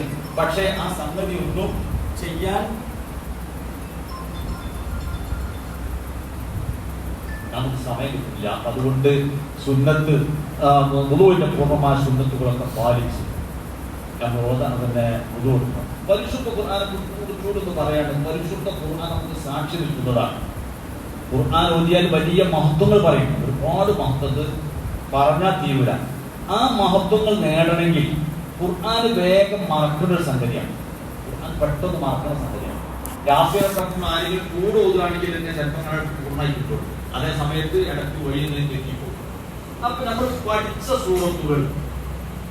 സൂറത്തുകൾ എല്ലാ നിസ്കാരങ്ങളിലും ഓതാൻ വേണ്ടി ശ്രമിക്കും. എന്നും ഉൾക്കൊള്ളാവുന്നതും ആ ചെറിയ 2 സൂറത്തും പിന്നെ അഴുക്കില്ലാത്തൊരു മോദി പതിവായതും അതിന്റെ വേഗം വരികയാണ്, വേഗം വെക്കാതാണ്. അതേ സമയത്ത് അതിന് അപ്പുറത്തും പുറത്തും സൂറത്തുകൾ പഠിച്ചിട്ടുണ്ട്, അതിന് കിട്ടുകയും ചെയ്യും. അപ്പൊ നമ്മൾ ഇടയ്ക്ക് മാറ്റി വരാൻ മറക്കില്ല. ഞാൻ പഠിച്ച് മറക്കൽ വലിയ തെറ്റാണ്. അപ്പൊ ആ തെറ്റ് കിട്ടാതൊക്കെ നമ്മൾ എന്ത് ചെയ്യണം? പിന്നെ നമ്മളത് ഓതണം. അങ്ങനെ ഖുർആൻ ഓതുമ്പോ നിയമങ്ങൾ പാലിച്ചുകൊണ്ടായിരിക്കണം ഓതേണ്ടത്. ഖുർആൻ ഓതുമ്പോ അതിന്റെ നിയമങ്ങൾ പാലിച്ചുകൊണ്ട് നമ്മൾ ഓതാൻ വേണ്ടി ശ്രമിക്കണം. അപ്പൊ യാസീനൊക്കെ ഓതുമ്പോ അതിൽ ശ്രദ്ധിക്കേണ്ട 4 സ്ഥലത്താണ് സക്കത്തുള്ളത്. സക്കത്ത് എന്ന് പറഞ്ഞാല് ശബ്ദം മുറിച്ച് ശ്വാസം വിടാതെ അടങ്ങാം, ശബ്ദം മുറിക്കാം, ശ്വാസം വിടുകയെ കുറച്ച് വിടാതെക്കണേന്ന് സക്കത്താന്ന് പറയാം. ആ സക്കത്ത് ചുണ്ടത്തുള്ള 4 സ്ഥലങ്ങളുണ്ട്. ഒന്ന് പിന്നെ അൽഗഫിലാണ്, ഇബജ ഖയ്യിമ. ഇബജൻ ഖയ്യിമ തോന്നുന്നു കേൾക്കാം. അതുപോലെ അവിടെ നിർത്താതെ അങ്ങനെ മണിച്ചോണ്ട് തോന്നുന്നു കേൾക്കാം. നിർത്തിയാണ്ട് പിന്നെ മറ്റൊരു എടുത്തു തോന്നുന്നു കേൾക്കാം. അപ്പൊ അവിടെ ഓതന്റെ ഇബജ ഖയ്യിമ, ഇബജ ഖയ്യിമ. അവിടെ നിർത്തി ശ്വാസം വിട്ടതില്ല. ആ നിലക്ക് നിർത്തൽ ചുണ്ടത്തുള്ള സ്ഥലമാണ് അവിടെ. അതുപോലെ മിമ്മഖ്തദിന ഹാദ, അവിടെ യാസീൻ മിമ്മഖ്തദിന ഹാദ തോന്നുന്നു കേൾക്കാം. എന്നെ പോലത്തെ ഞാൻ തന്നെ നിങ്ങൾ കേട്ടിട്ടുണ്ടാവും. അങ്ങനെ ഓതലല്ല വേണ്ടത്. അവിടെ മിമ്മഖ്തദിന ഹാദ അവിടെ നിർത്തി ശ്വാസം വിടാതെ നിർത്തിയിട്ട് ശേഷമുള്ളത് ഓതണം. ഖല്ലാബൽ റാന, ഖല്ലാബൽ റാന, ബൽ റാന എന്നതിന്റെ ഇടയിലും ഒന്ന് അടങ്ങലുന്നുണ്ട്, സുന്നത്തുണ്ട്, അടങ്ങിയിട്ടാണ് ഓതേണ്ടത്. പിന്നെ വഖീല മൻ റാഖ്, മൻ റാഖ്. ഈ 4 സ്ഥലങ്ങളിൽ വേറെയും ചില സ്ഥലത്ത് ഉണ്ട് എന്ന് അഭിപ്രായങ്ങൾ കാണും, ഖുർആൻ സീന് കാണും. പക്ഷെ പ്രബലമായി വന്നത് ഈ 4 സ്ഥലങ്ങളിലാണ്. ഈ 4 സ്ഥലങ്ങളിൽ നമ്മൾ പിന്നെ ശബ്ദം മുറിച്ച് ശ്വാസം വിടാതെ അടങ്ങി ഓതലാണ് ഖുർആനുള്ള മര്യാദ നമ്മളോട് കാണിക്കേണ്ടത്. പിന്നീട് നീട്ടേണ്ട സ്ഥലത്ത് നീട്ടണം, നീട്ടാൻ പറ്റാത്തോട് നീട്ടേണ്ടതില്ല. അതുകൊണ്ട് മണിക്കേണ്ട സ്ഥലത്ത് മണിക്കണം. ഇങ്ങനെ തുടങ്ങിയ നിയമങ്ങൾ പാലിച്ചത്, അത് പാലിച്ചാൽ തന്നെ അതിന്റെ ഇഫ്ഫാവും ഇഖ്തിലാബും പിന്നെ ഇദാമിയുണ്ടെയും ഇദാമിലാവുണ്ടെയും ഇത് ശ്രദ്ധിച്ചാൽ തന്നെ ഒരു പരിധി വരെ ശരിയാവും. പിന്നെ സൗണ്ട് അത് അല്ലാഹു തആല തന്നെങ്കിലും ശരിയാവുള്ളൂ. രാഗം അത് മറ്റുള്ള നേടിയെടുക്കണം. ഇങ്ങനെ ആ രാഗം സൗണ്ട് എന്ന് പറഞ്ഞാൽ അല്ലാഹു തആല കൊടുക്കുന്ന ഒരു പ്രത്യേക കഴിവാണ്, അതെല്ലാം കിട്ടിക്കൊള്ളുന്നില്ല. പക്ഷെ ഈ നിയമം പാലിച്ചുകൊണ്ട് ഓതിയാൽ തന്നെ ഓത്ത് ഒരു പരിധി വരെ കേൾക്കാൻ രസകരമായിരിക്കും. അപ്പൊ അങ്ങനെ ആ ഓത്ത് നമുക്ക് സാക്ഷി നിൽക്കണം. സാക്ഷി നിൽക്കണമെങ്കിൽ അത് നമുക്ക് സാക്ഷി നിൽക്കാൻ നല്ല ഓതികൾ സാക്ഷിക്കൊള്ളും. എത്ര ഓത്തുകാരുണ്ട് ഖുർആൻ അവർ ശ്രമിച്ചുകൊണ്ടിരിക്കുന്ന പറഞ്ഞ കൂട്ടത്തിൽ നമ്മൾ പെടാൻ പാടില്ല. അപ്പൊ അതായത് പരിശുദ്ധ ഖുർആൻ കഴിവിന്റെ പരമാവധി ഓതി തീർക്കാൻ വേണ്ടി ശ്രമിക്കാം. ഇനി ഓതാൻ കഴിയാത്തവരും എന്താ ചെയ്യാം? കിട്ടുന്ന സൂറത്തുകൾ ആവർത്തിച്ചു തന്നെ ചിലപ്പോൾ ഓതാൻ കഴിയില്ല. എന്നെ നോക്കിയാൽ ഓതാൻ കഴിയാത്ത പ്രായമുണ്ടല്ലോ മറ്റൊക്കെ ഉണ്ടെങ്കിൽ കിട്ടുന്ന സൂറത്ത് യാസീൻ, അതുപോലെ സൂറത്തുൽ മുൽക്ക്, അങ്ങനെ കിട്ടുന്ന സൂറത്തുകൾ അത് ആവർത്തിച്ച് അങ്ങനെ ഓതി തന്നെ. ഇനി പഠിച്ചുണ്ടാക്കി ഓതാൻ നമുക്ക് കഴിയില്ല എന്ന് തോന്നിയാൽ പിന്നെ ചെയ്യാനുള്ളത് കിട്ടുന്നത് ആവർത്തിച്ച് ഓതല്ല. അങ്ങനെ ഓതി പരിശുദ്ധ ഖുർആൻ നമുക്ക് അനുകൂലമായി സാക്ഷി നിൽക്കണം. നോമ്പ് നമുക്ക് അനുകൂലമായി സാക്ഷി നിൽക്കണം. ആ നിലയ്ക്ക് പരിശുദ്ധ റമദാൻ നമുക്ക് അനുകൂലമായി നിന്ന് നാളെ സ്വർഗത്തിൽ സന്തോഷത്തോടുകൂടി നമുക്ക് കടക്കണം. അതിന് അല്ലാഹു നമുക്ക് തൗഫീഖ് നൽകുമാറാവട്ടെ എന്ന് മാത്രം ഓർമ്മപ്പെടുത്തി, നിങ്ങൾക്ക് എന്തെങ്കിലും ചോദിച്ചാൽ എന്തെങ്കിലും വെള്ളിയാഴ്ച ഉണ്ടെങ്കിൽ ഞാൻ മറുപടി പറഞ്ഞു തരും.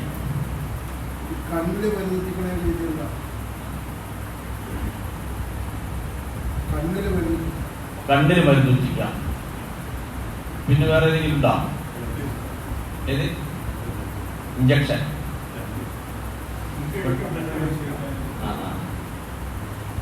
ഇതൊക്കെ പകല് ചെയ്യാതിരിക്കലാണ് നല്ലത് എന്നാണ് ഉസ്താദ് പറഞ്ഞത്.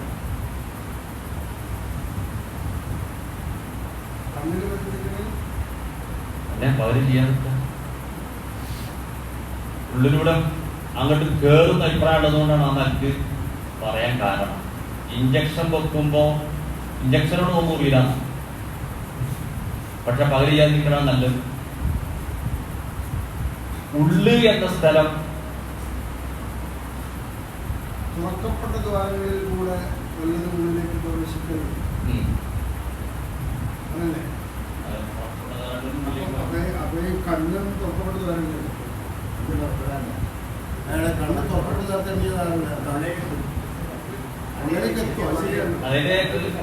അതുകൊണ്ടാണ് പകല് ചെയ്യാതിരിക്കലാണ് നല്ലതെന്ന് പറയാൻ കാരണം.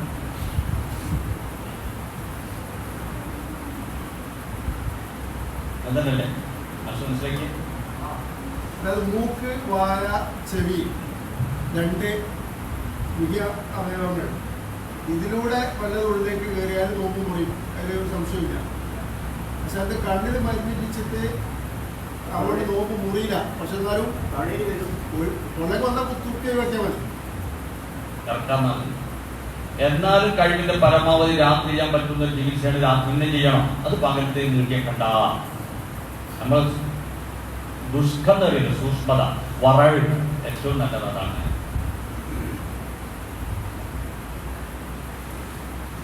പൊക്കം തോന്നുന്നുണ്ടല്ലോ, ഒരുപാട് ചോദിച്ചാണ്, ഇങ്ങനെ ചോദിച്ചാണ്. അല്ല, ഈ അത്യാവശ്യ സമയത്ത് ഇഞ്ചക്ഷനൊക്കെ പറഞ്ഞല്ലോ, അപ്പോൾ പകൽ ഒഴിവാക്കാനാണ് നല്ലത്. പക്ഷെ ഡോക്ടർ നിർദ്ദേശിച്ച് രാവിലെ ഉച്ചക്കും വൈകുന്നേരവും മൊത്തത്തിൽ വെക്കണം എന്നുള്ള നിബന്ധനയുണ്ടെങ്കിലോ? ഞാൻ മനസ്സിലാക്കിയത് ആ ഇഞ്ചക്ഷൻ വെക്കാൻ നിങ്ങൾക്ക് ശാരീരികമായ പ്രശ്നം വരുമെന്ന്. എന്നാൽ ഇഞ്ചക്ഷൻ വെക്കല്ല, പ്രശ്നം വരില്ല. പക്ഷെ അത് ഗ്ലൂക്കോസ് അങ്ങനല്ല, കേറാണ്. കേരളമാണ്. അതുകൊണ്ട് തന്നെ ഇത് എന്താ പറയാ, ഒരാശ്വാസത്തിന് വേണ്ടി ചെയ്യണം.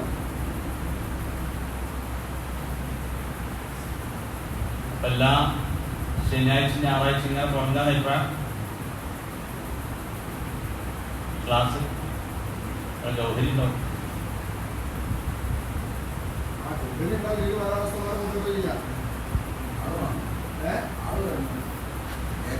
ആള് ഉള്ളത് മതി. എല്ലാവരും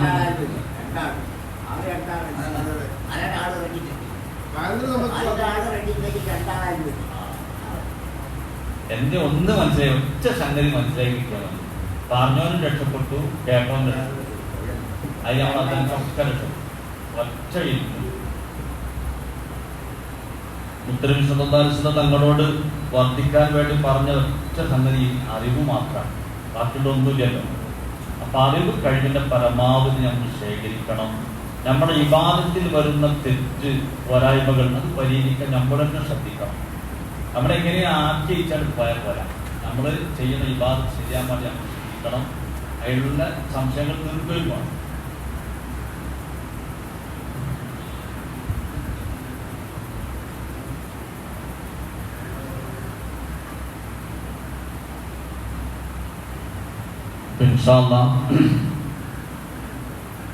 കഴിവിന്റെ പരമാവധി നമ്മൾ അറിയാത്തത് ചോദിച്ചു പഠിക്കാൻ വേണ്ടി ശ്രദ്ധിക്കണമെന്ന് ഓർമ്മപ്പെടുത്തുകയാണ്.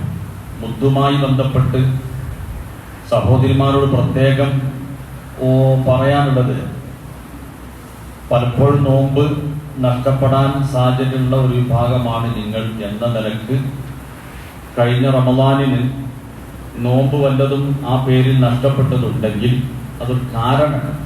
ആ കാരണം കൊണ്ട് നഷ്ടപ്പെട്ടതാണെങ്കിൽ ഈ റമദാനിന്റെ മുമ്പ് എപ്പോഴും അത് ഖളാ വീട്ടാൻ പറ്റും, ഖളാ വീട്ടണം.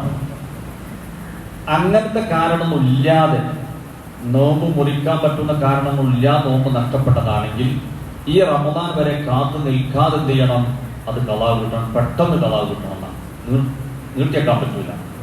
ഖളാ വീട്ടാൻ പറ്റുന്നൊരു സാഹചര്യം കിട്ടിയിട്ട് ഖളാ വീട്ടാതെ മരിച്ചാൽ അവൻ കുറ്റക്കാരനാണ്.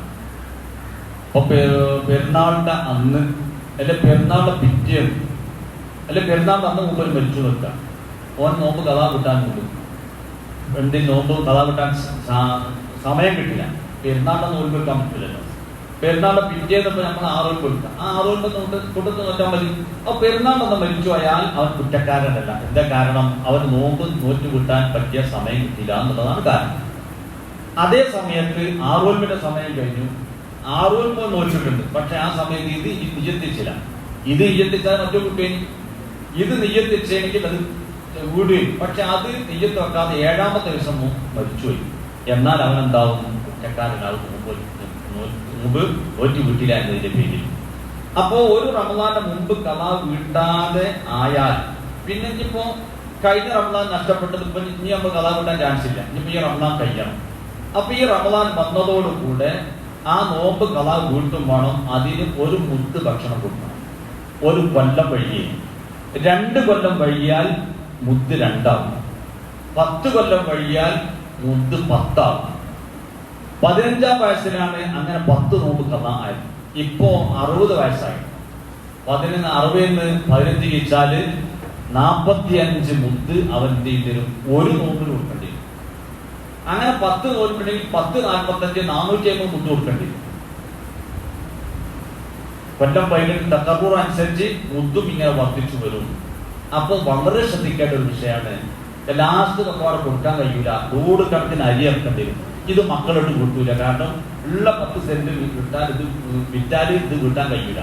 അപ്പൊ മക്കള് ശ്രദ്ധിക്കില്ല. അപ്പൊ ബാപ്പാരായ നമ്മളാണ് ആ കാര്യം പ്രത്യേകം ശ്രദ്ധിക്കേണ്ടത്. ഓർമ്മ ഉണ്ടാവും പെട്ടെന്ന്. ഓർമ്മയില്ലാതെ സ്വക്കായി കിടക്കുകയാണെങ്കിൽ ആ കാര്യം മക്കളെ വീട്ടിലേക്ക് വിടുള്ളൂ. അള്ളാഹു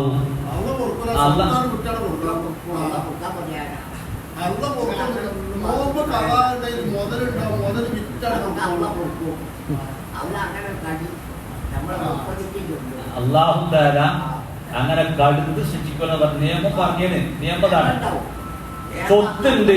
ആ സ്വത്ത് ഇവന് കൊടുക്കാതെ അള്ളാഹു കൊടുക്കൂല. ആ സ്വത്തിന്റെ എന്തായാലും പിന്നെ ശ്രീകൊണ്ടാക്കി തരാൻ വിചാരിച്ചു. അതീ റമദാനൊക്കെ തരാണെങ്കിൽ അൽഹംദുലില്ലാ അള്ളാഹു ബർക്കത്ത് ചെയ്യട്ടെ. അള്ളാഹു സന്തോഷം കൊടുക്കട്ടെ. റൂം കിട്ടിയാല് ഒരു ഉസ്താദിന്റെ വാടക ഇതൊന്നും കിട്ടുകയാണെങ്കിൽ എന്താണ് ഇതിന്റെ കൂലി? ഞാൻ ഇന്നാൾ പറഞ്ഞപ്പോ സ്വതക്കന്റെ കൂലി അവിടെ പറഞ്ഞു കിട്ടുകയാണ്. 5 രൂപത്തിലാണ് സ്വതക്ക.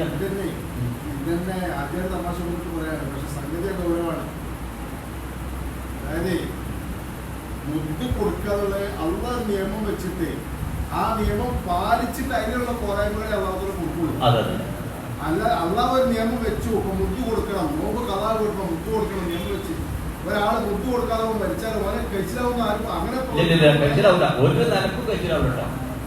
നമ്മൾ കബന്ന് സൃഷ്ടിക്കപ്പെടും. മക്കളെ നേരത്തെ പറഞ്ഞല്ലോ, മക്കൾ കുട്ടടിച്ച് നടത്തുകയും ചെയ്യും.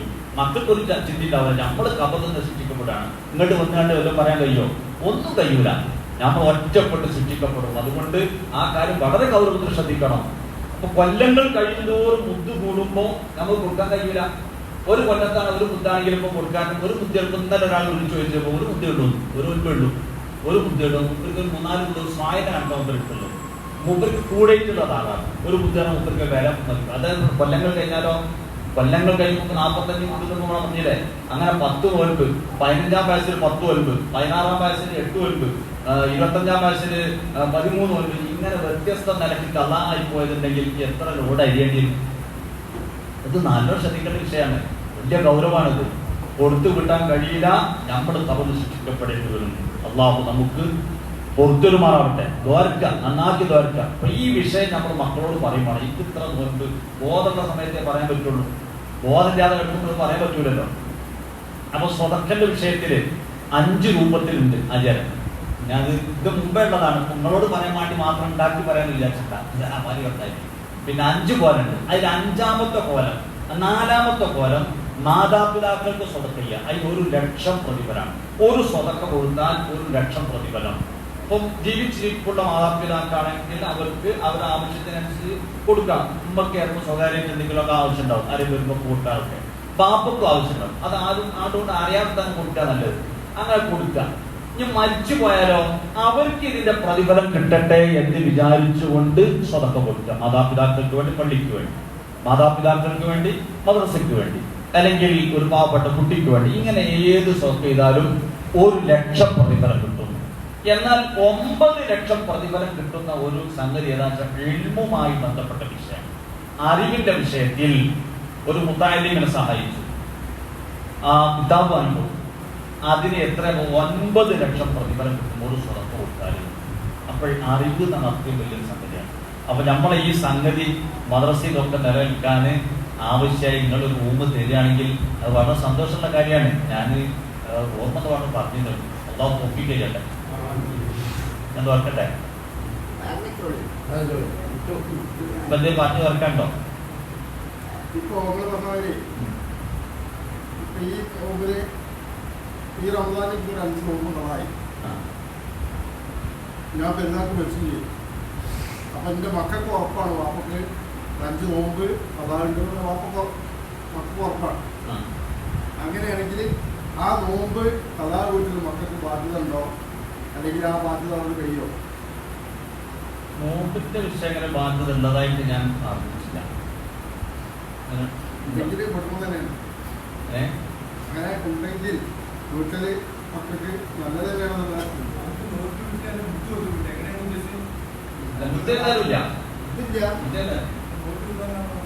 അതായത് പരിഗണിക്കണം.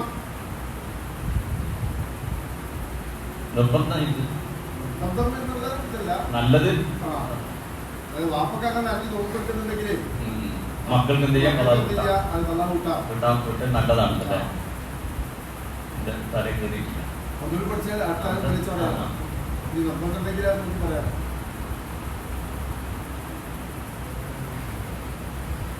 അജാക്കെന്തോ ചോദിച്ചല്ലോ.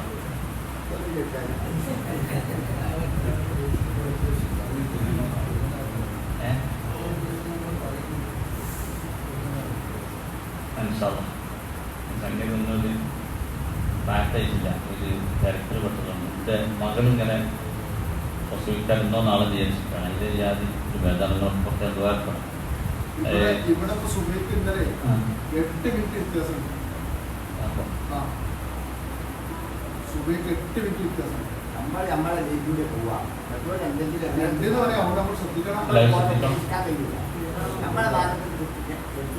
ഒച്ച കേൾക്കുമ്പോൾ തുറക്കാൻ നിൽക്കണ്ട. അതിലിപ്പോ ഈ സാഗരപുരാവിലുള്ള തുറക്കല് കൂടുമ്പോൾ നമ്മൾ കുടുങ്ങല്. അപ്പോൾ നമ്മൾ പിടിച്ചിക്കാൻ കഴിയും.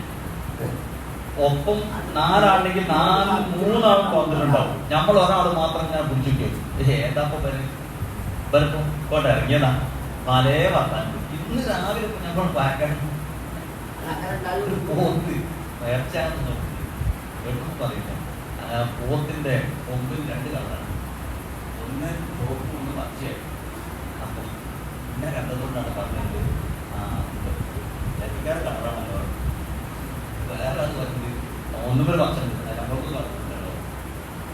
പരിഹസിക്കാനോട് ചാൻസ് ഉണ്ടോ? ആ പോത്ത് ആട്ട പോത്ത് അപ്പൊ ഇത് പ്രത്യേകം ശ്രദ്ധിക്കണേ. നോമ്പ് തുറക്കാനേ കുടുംബത്തിലൊക്കെ പല ജാതി ചിലപ്പോൾ ഉണ്ടാവും.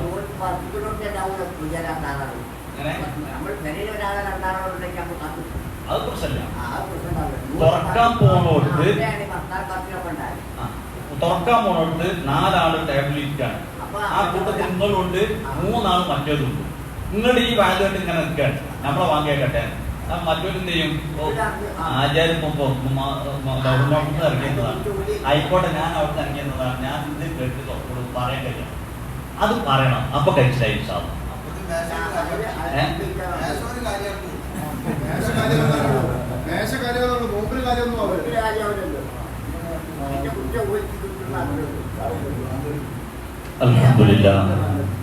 Alhamdulillah Rabbil Alamin hamdan yuwafi ni'amahu wa yukafi mazidah. Allahumma salli wa sallim ala rasulika sayyidina Muhammadin wa ala ali sayyidina Maulana Muhammad. റഹ്മാനായ പടച്ചറബ്ബേ, ഞങ്ങളെ എല്ലാ ഇബാദത്തുകളും കബൂലാക്കണമല്ലാ. അറിവ് തീരെ ഇല്ല. ചെയ്യുന്ന അമലുകൾക്ക് ഇഖ്ലാസ് വളരെ കുറവാണ്. പടച്ചറബ്ബേ, നാളെ പരലോകത്തെത്തുമ്പോൾ ഒന്നും ഇല്ലാത്തവരുടെ കൂട്ടത്തിൽ ഞങ്ങളെ നീ കൊടുത്തല്ല റഹ്മാനെ. ചെയ്യുന്ന എല്ലാ അമലുകളും അതിന്റെ പോരായ്മകളൊക്കെ പരിഹരിച്ച് നീ കബൂലാക്കണമല്ലാ. കൂടുതൽ പഠിക്കാൻ പറ്റുന്ന എല്ലാ വേദികളും ഉപയോഗപ്പെടുത്താൻ ഞങ്ങൾക്ക് നീ തൗഫീഖ് നൽകണം റഹ്മാനെ. ഞങ്ങൾ കുടുംബങ്ങളിൽ നീ ബറക്കത്ത് നൽകണം അല്ലാഹ്. കുടുംബങ്ങളിൽ നീ ഐക്യം നൽകണം റഹ്മാനെ. സന്തോഷം നൽകണം അല്ലാഹ്. മരിച്ചുപോയ ഞങ്ങളെ എല്ലാവർക്കും മാതാവ് പിതാവ് ബന്ധപ്പെട്ട ഒരുപാട് ആളുകൾ എല്ലാവർക്കും നീ പുറത്തു കൊടുക്കണം അല്ലാഹ്. രോഗികളായി കിടക്കുന്നവർക്കൊക്കെ നീ ശിഫ നൽകണം റഹ്മാനെ. പടച്ചറബ്ബേ, പ്രസവവുമായി ബന്ധപ്പെട്ട് കഴിയുന്ന നമ്മുടെ മക്കൾ, വിദ്യാർത്ഥിനികൾ, ഭാര്യമാർ എല്ലാവർക്കും സുഖകരമായ പ്രസവം നീ നൽകണമെന്നോ ഒരു പ്രയാസവും നീ നൽകല്ല റഹ്മാനെ. പടച്ചറബ്ബേ, ഈ റമദാൻ പൂർണ്ണമായി നിനക്ക് ഇബാദത്ത് ചെയ്തുകൊണ്ട് ധന്യമാക്കാൻ നീ തൗഫീഖ് നൽകണം അല്ലാഹ്. ഞങ്ങൾ അവസാനത്തെ റമദാനാക്കരുത് റഹ്മാനെ. ഒരുപാട് റമദാനുകൾ സ്വീകരിക്കാൻ, അതിൽ ഒരുപാട് അമലുകൾ ചെയ്യാനും നീ ഞങ്ങൾക്ക് തൗഫീഖ് നൽകണം അല്ലാഹ്. കടങ്ങളെ കൊണ്ട് കഷ്ടപ്പെടുന്നവരുടെ കടങ്ങൾ നീ വീട്ടിക്കൊടുക്കണം അല്ലാഹ്. ജോലിയില്ലാതെ വിഷമിക്കുന്നവർക്ക് ജോലി നൽകണം റഹ്മാനെ. പടച്ചറബേ, മറ്റെന്ത് പ്രയാസങ്ങളുണ്ടോ എല്ലാ പ്രയാസങ്ങൾക്കും നീ പരിഹാരം നൽകണം അല്ലാഹ്. അവസാനം അഷ്റഫുൽ ഖൽഖ് സ്വല്ലല്ലാഹു അലൈഹി വസല്ലം തങ്ങളോടൊപ്പം റയ്യാൻ എന്ന കവാടത്തിലൂടെ സ്വർഗ്ഗത്തിൽ നടക്കുന്ന ഭാഗ്യവാന്മാരിൽ ഞങ്ങളെ നീ ഉൾപ്പെടുത്തണം അല്ലാഹ്.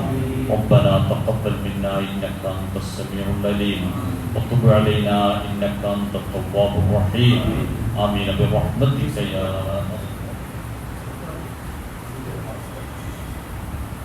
صلى الله عليه وسلم.